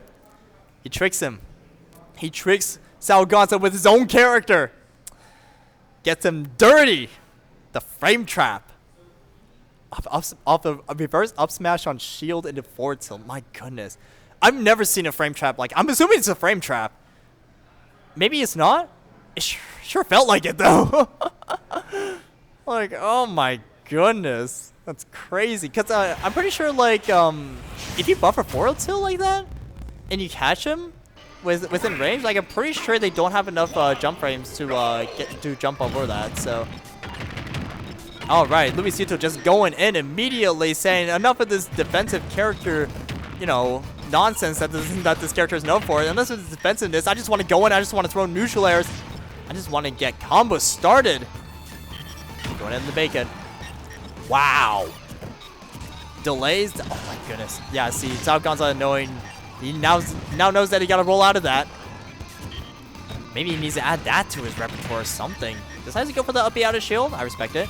Get him out of the corner so that he has room to play with. Because being stuck in a corner against Game Watch is extremely scary. Just like that. Just like that. Exactly what was said earlier has come into fruition. Luisito knows. Just get SAOGonza in the corner. Up smash him. I don't care. Like, I guess rather he doesn't care if he misses like the first, like, you know, 17 up smashes. He's just gonna keep throwing it out because he knows how good of a move that is. I don't really see SAOGonza's actually thrown out up smash once. And Luisito is throwing it out every single time. Like, oh my goodness. And again, jab checks reads the roll with the up smash. Wow. My man's going scuba diving over here. Definitely fishing for those. Oh, Luisito. He wanted the spike. You're crazy. Oh my goodness. He is feeling it this game, but SAOGonza is not one to be deterred. Just controls his positioning so well up until he goes a little bit too in for that edge guard. And now Luisito has all the time in the world to just push this advantage. Keep SAOGonza off. Push him away. Okay. Instead, lets him get back to center. Okay, back air. Luisito just does not care right now. Crazy. Oh, there we go. SAOGonza says, okay, you know what? That's a pretty nice move you got there. I think it's pretty good on his character. Okay, guys, you guys, that's decides to go for down smash? I'm not sure how I feel about that. I feel like he should go for up smash again. Luisito has clearly been showing how good it is. Okay. Scouts the low recovery. Great delay. Bucket delay allows him to up B late. Allows him to not get 2-frame. Very smart from Luisito. Mixes up his trajectory. Lands. Oh my goodness. What SAOGonza just not sure how to approach or punish this. I guess he finally finds a dash attack in, but like... Luisito. I guess if it never gets punished, it's safe?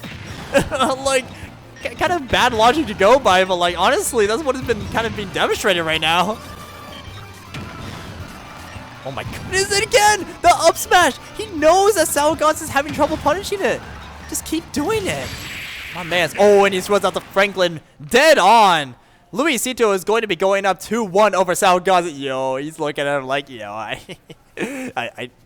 yo, this is my character. Let's go, Luisito. My man, he's showing up in grand finals. Sorry, losers finals, but he wants to go to grand finals for sure. He wants to go at Luis. the man that has stolen the first 4 characters of his name. But SAOGonza going hero? Oh boy. Oh, if he gets a bounce, it's all over. He gets to spam projectiles, I think. I don't know, actually. But either way. Alright. He just wants to make something happen. And then he decides that the hero is the game-winning pick to go for it. But if this call is incorrect, if this character call is incorrect, then that's going to be it for SAOGonza's entire tournament run. Okay, guess a zoom. Scrambling for that menu option. Oh, he still gets caught by the dash hack though. Trying to jump away from it, still gets caught. Acceleratle is in. Okay, heal. Decides to just play slow. I respect it. Does not fully block the up out of shield. The BS from his own character haunting him. And Luisito doesn't miss. First stock goes to him. Alright, up smash is going to be avoided. Luisito knows that he can kind of just wait until SAOGonza leaves himself open. Magic burst. Yeah, just wait it out. Oh my goodness, Luisito just knows. He can just wait, take all of his time, especially now that he's gotten the first stock. Waits out the air dodge even. Man's just playing SAOGonza like a fiddle. Okay, finally gets air to air. Oomph is coming in. Don't shield that now. Careful. We've seen the. You don't want to get clipped on E-Smash. We've seen what those buffs can do. That shield is gonna. Oh my goodness, he's so brave for holding shield right there. Bounce. All right. Bounce is ready. He can kind of throw projectiles at once, even though he's kind of low on MP. He knows that he can do it, and if it gets reflected, no big deal. What? How are you just gonna stand there and take that? That's like the 7th time you've been up smash this entire set. All right, SAOGonza, you gotta make something happen. Don't kamikaze, by the way. Don't do that. Oh no. Okay, lance attack. He got the reactions for that. Seen it all too many times. Nice side B. Flame slash. Oh, he knows that he wanted it, but unfortunately mistimes it. Luisito back air says that just gonna have it. Franklin. Oh, magic burst. But I think that might be it. Oh, goes for the up air. Ooh. Yeah, no. Oh my goodness. Luisito is running all over him right now. You can just see it in his gameplay. He's playing so fire. Throwing out everything uncontested. Down air. Oh, he wanted the spike. You can tell by how like he's timing that. Up smash. It's so scary. Oh, and the forward air is going to do it. Luisito is going to be taking that SAOGonza hero pick. Just getting steamrolled, unfortunately. Once Luisito figured out what exactly SAOGonza wanted to do, it was lights out. SAOGonza is going to be ending this bracket at 3rd place. Honestly, probably not what he wanted. Definitely wants to get that first. Might settle for 2nd, considering, you know, it's Luis on the other end. But Luisito says it's my turn to have my shot at the defender of Guildhouse. For all of you tuning in right now, thank you for spending your evening with us. We are here, and we are in grand finals. Louis Money sitting comfortably in the winner spot up against his challenger, Luisito. We're going to be getting into game 1 very shortly. I do believe that they have sat down. Yep, they have sat down right now. Probably going PS2, let's be real. And then we're going to be selecting our characters, and we're going to be going straight into it. Thank you all for chatting in Twitch chat, for watching the stream, for hanging out, doing whatever you want to, do on this Wednesday night. You had so many options, and you chose to spend it here, and we are grateful for it. Now, let's get into the game.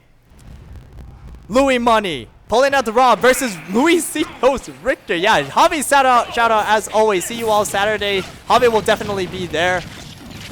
So you better be there, or you better be square. Oh my goodness, you know who's being square right now? Luisito, because he just missed his light flight for his first stock, and as a result, he's gonna have to play it 3-2. Seriously, Louis Money said he's just not gonna wait for him. The pace is just so quick right off the bat. And you can see it in this neutral, the way that he just wants to jump in and throwing out the aerials, throwing out the strings, the down tilts, everything. He just wants to keep all sorts of pressure on. The gyro, the immediate follow-up. He's not giving him an inch. Oh, gyro happens to claim a forward tilt? Who cares? Just go for the full hop forward air. Who does that? Oh my goodness, he's just not He just wants to limit Luisito's movement so much right now. Right now, full hop aerials on top of the, grounded gyro. Full hop side Bs, the works. He just wanted to make sure that Luisito is not comfortable moving right now. But that said, Luisito finally has an opening. Denies as much airspace as he can and finally shoots him out of the sky. 2 stock to 2, but Luisito is bleeding badly. And that up air will nearly seal it. One more of those and you are gone for good. Neutral air, pop you up in the air. Okay. Trades with the holy water. Ooh. Comes up with an air dodge that is able to catch a gyro, but it don't matter in the end. He still gets knocked out. Whew. Louis money is just on a whole nother level. Let's see if Luisito can keep up. Because right now, all the focus is on Luis. Back air. Oh my goodness. Hit him with some of that disjoints. My goodness. Even Luis knows just like that. There's no way that back air should have hit. Well, actually, never mind. I believe it. Rob has crazy good aerials, but honestly, that was a very quick game for Luis just blowing that wide open. My goodness. Crazy. And that's the kind of offense that you kind of have to expect from Luis. He does not give you an inch. He knows what he should be covering, where he should be covering. Luis is so photogenic. Honestly, Hobby's saying for all of us in chat right now. And now he's going to Palutena. He's not even counter-picking. He just feels like playing Palu. He does whatever he wants. And Luisito going back to the Game & Watch. Oh boy. Alright. Scrambling a little bit with a couple of air-to-airs, but right now Luisito's not jumping nearly as often as he was against opponents like SAOGonza or Twan. He just wants to stay a very solid grounded game, make sure that he can't get chumped out by Luis. Because the instant that he throws out any sort of careless jump is a moment that Luis will dash attack you. Or find something. Catch your landing, whatever. He knows that he's got to play a lot more patiently, a lot more disciplined with his ground game, throw out more coverage. Rather, throw out better spacing with his forward airs and back airs and everything. He knows that he's got to make sure that he can't let Luis have his way. Alright, good neutral. Keeping him up above. Throwing out the up smash again. Oh my goodness. Luis doesn't fall for it the same way as his other victims do, though. This is the defender of NorCal. You can't spam up smash at him. Okay, neutral air. Not quite going to take it, though. Okay. Bringing him back up to the stage with the up B. Unfortunately, it's the direction that you are facing with the Game Watch determines how exactly they're going to be sent. And unfortunately for Luisito, he had to go back in towards the stage. Right now, the first stock is going to Luis. Throwing in some movement, hijinks, why not? Just doing some teleport cancels. You'd love to see it. Ooh, finally trades with the down air. As a result, he's going to be losing his first stock as well. Luisito, actually, this is looking great for him. Oh, and he catches the late teleport. That's Curtains. He's going to be taking that second stock as well. Luisito up 1 stock over Luis. Just reversaling him, and oh my goodness, oh no. But the panic. Luis just covered so much with that single up smash, and that's all it takes to even this game up. Oh my goodness, beautiful movement. That forward air is placed perfectly and exactly how Luis wanted it. Dash attack not safe though. Normally he makes that move look really good, but when Luisito throw on that shield, not so safe anymore now, is it? Hey, Louis money. Okay. Neutral air, landing neutral air, decides to reset. Oh, drag down neutral air. Luisito just scouting something. Whoa! Oh! Luisito putting all of his trust in the up smash. He says, "You're wrong, Harmless. I can spam up smashes against him." Oh my goodness. Giving him the headbutt. Applied directly to the forehead. That's exactly what Luis is going to be needing some now. Right now, he's going to be needing some medication or something. Because my man just got rocked on that game. Game 3. Once again, going Palutena up against the Game & Watch. Counterpicking to Town and City.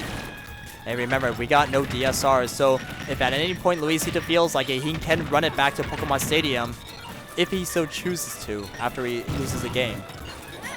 Assuming Luis doesn't ban it, of course. But right now, we're playing on Town and City. We're playing in Game 3. And the winner of this game is going to be looking very nice in this set. guaranteed last counter pick and everything. So this game means a lot. There's a lot riding on this line. Nice forward tilt, create some distance, reset neutral. Goes for a surprisingly greedy up smash, actually. Oh, nice shield. That Bacon was covering so much airtime, so he knew that Luis wanted to go for a grounded approach. Just throws up the shield, denies him so much space. Oh my goodness, catches a landing with the throw though. Luis saying, oh, I'm sorry, was it your turn or just a moment ago? Nah, Mom said it's my turn to be playing Smash Ultimate for the Nintendo Switch. And first stock is going to be going to Luis. All right. Up B's out of the way. Trying to make sure. Wait, what? Oh no. Luisito, now is not the time to be nervous. He up B's out of the way, and I guess his double jump got used earlier, sniped or something, because he definitely should have used it to get back to ledge, but just didn't get there. Up smash, he's desperate. That was not one of confidence. That was an up smash of desperation. And you know what happens when the people are desperate playing on the big stage? Never mind. Okay, he got someone back into sales. 2 stocks to 1. He's came back from worse. Luisito, how are you going to do this? Drag down Nair. Okay. Nice conversion. Throwing in the up air just for good measure.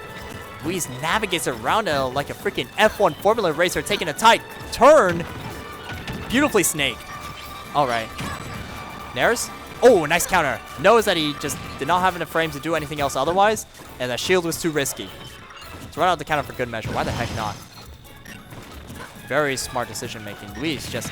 Oh, whoa! That was supposed to be shield pressure, but Luis... Yo, Luis just not caring. Just going in for the dash tag against that otherwise invincible up smash. At least the head part is invincible. What? Down tilt kills there? Yo, Luis just not even phased. He's just like, he just immediately went to, alright, I'm going to be saying Palutena. I'm banning these 3 stages. Probably banning Kalos, Lilat, who knows, whatever. Actually, Kalos might be pretty good for Paulo. I don't know. He definitely banned Lilat though. I feel like a lot of people are going to be banning Lilat this rule set. I'm going to be real with you. I'm not sure how I feel about this, but hey, you know what? That's just me. Alright. Any case, going to be going to game 4. And this game 4, Luisito is going to be having to crawl his way not only with his own counter pick, but through Luis's counter pick on game 5. And on top of that, he's got a reset. Luisito has a tall order in front of it. And yes, Drux, we have a new rule set to just give you the quick lowdown. FD is a counter pick. Small battlefield is a starter. For some reason, Lilat is introduced. 3 bans and no DSR. Also, you speak characters first and then stages second. Honestly, it's weird. It's said to prevent Kazuya from just kind of running over people with FD counterpick, but honestly, I don't really like it. Maybe that's just me.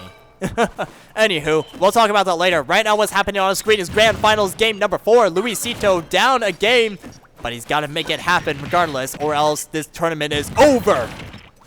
Let's see how these two play it out. Right now, he's got Luis on the edge, but neutral has been reset just like that. And Luisito's air dodge has been spent. Neutral is all his. Oh, except... Oh, wow, I'm really surprised he didn't get a ledge trump there. But Luisito is going to be keeping himself in position. Waiting for Luis to overcommit. But the movement is so slick. The bait dashes in, just pops away with perfect precision.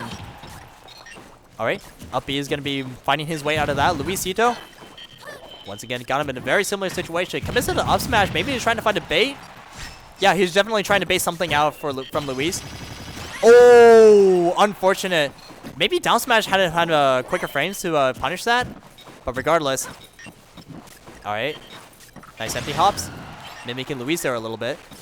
DBZ is going to be sending both characters back to neutral once again. Luisito trying to find some anti-air-to-airs. But unfortunately did not find anything. All he found was a punish straight from Luis. Claiming that first stock. Okay, evens it up though. That's a really important stock to take for Luisito. He knows that if he falls behind too far, this tournament set might just be over. You gotta keep yourself up in with a fighting chance, because right now Luis is just running over. Shield pressure is crazy. Shield pokes with an air. Either that or he let shields go too early. I think he wanted to parry the last hit and was unfortunately just not very successful. Forward tilt, out of your jump. Careful. Okay. Oh, the down smash catches the roll in. Last stock for Luisito. Unless if he makes something happen right here, right now, this tournament will be done and everybody will be going to bed. can't let it go to rest, Luisito. You can't roll over just like that. Oh, but Luis is saying, not if I have anything to say about it. Dash attack after dash attack. Now a back air. He's just trying to find as much damage as he can right now. Knows that if he can get Luisito at kill percent, he can kind of just do whatever he want. Scout for things like, oh, I don't know, down throw back air. Honestly, at 86%. Oh no, runs right into the flare. Oh, he tried to find some sauce. Luisito not even taking. The win might just be all of his. Wait, but as soon as they say that, oh, and the teabags. He knows he's on stream. Let's go. Oh my goodness. He says, if I'm going to go out, I might as well go out with a bang. That was a phenomenal read. Once again, doesn't get ledge from Luisito actually. Okay, no. That backer is going to be doing it. GG's. Smiles on Luis's face. And Luisito shaking his head is like, man, I probably could have had that. But honestly, that was banger. Well played from both players. Props to Luisito for getting second. At the very least, landing a nice little clip on Luis before we end things off for the night. That'll be it for the tournament. Louis Money, once again, is your Guildhouse champion. Who would have seen this coming? But hey, you know what? Still love to see it anyway. It's why we're here. It's why we watch the stream. And speaking of watching this stream, thank you all for watching here at Guildhouse and for listening to my commentary. I am officially now done for the night. My name is Harmless, and have a good night, you all. We are out of here. I got to go get me some burgers.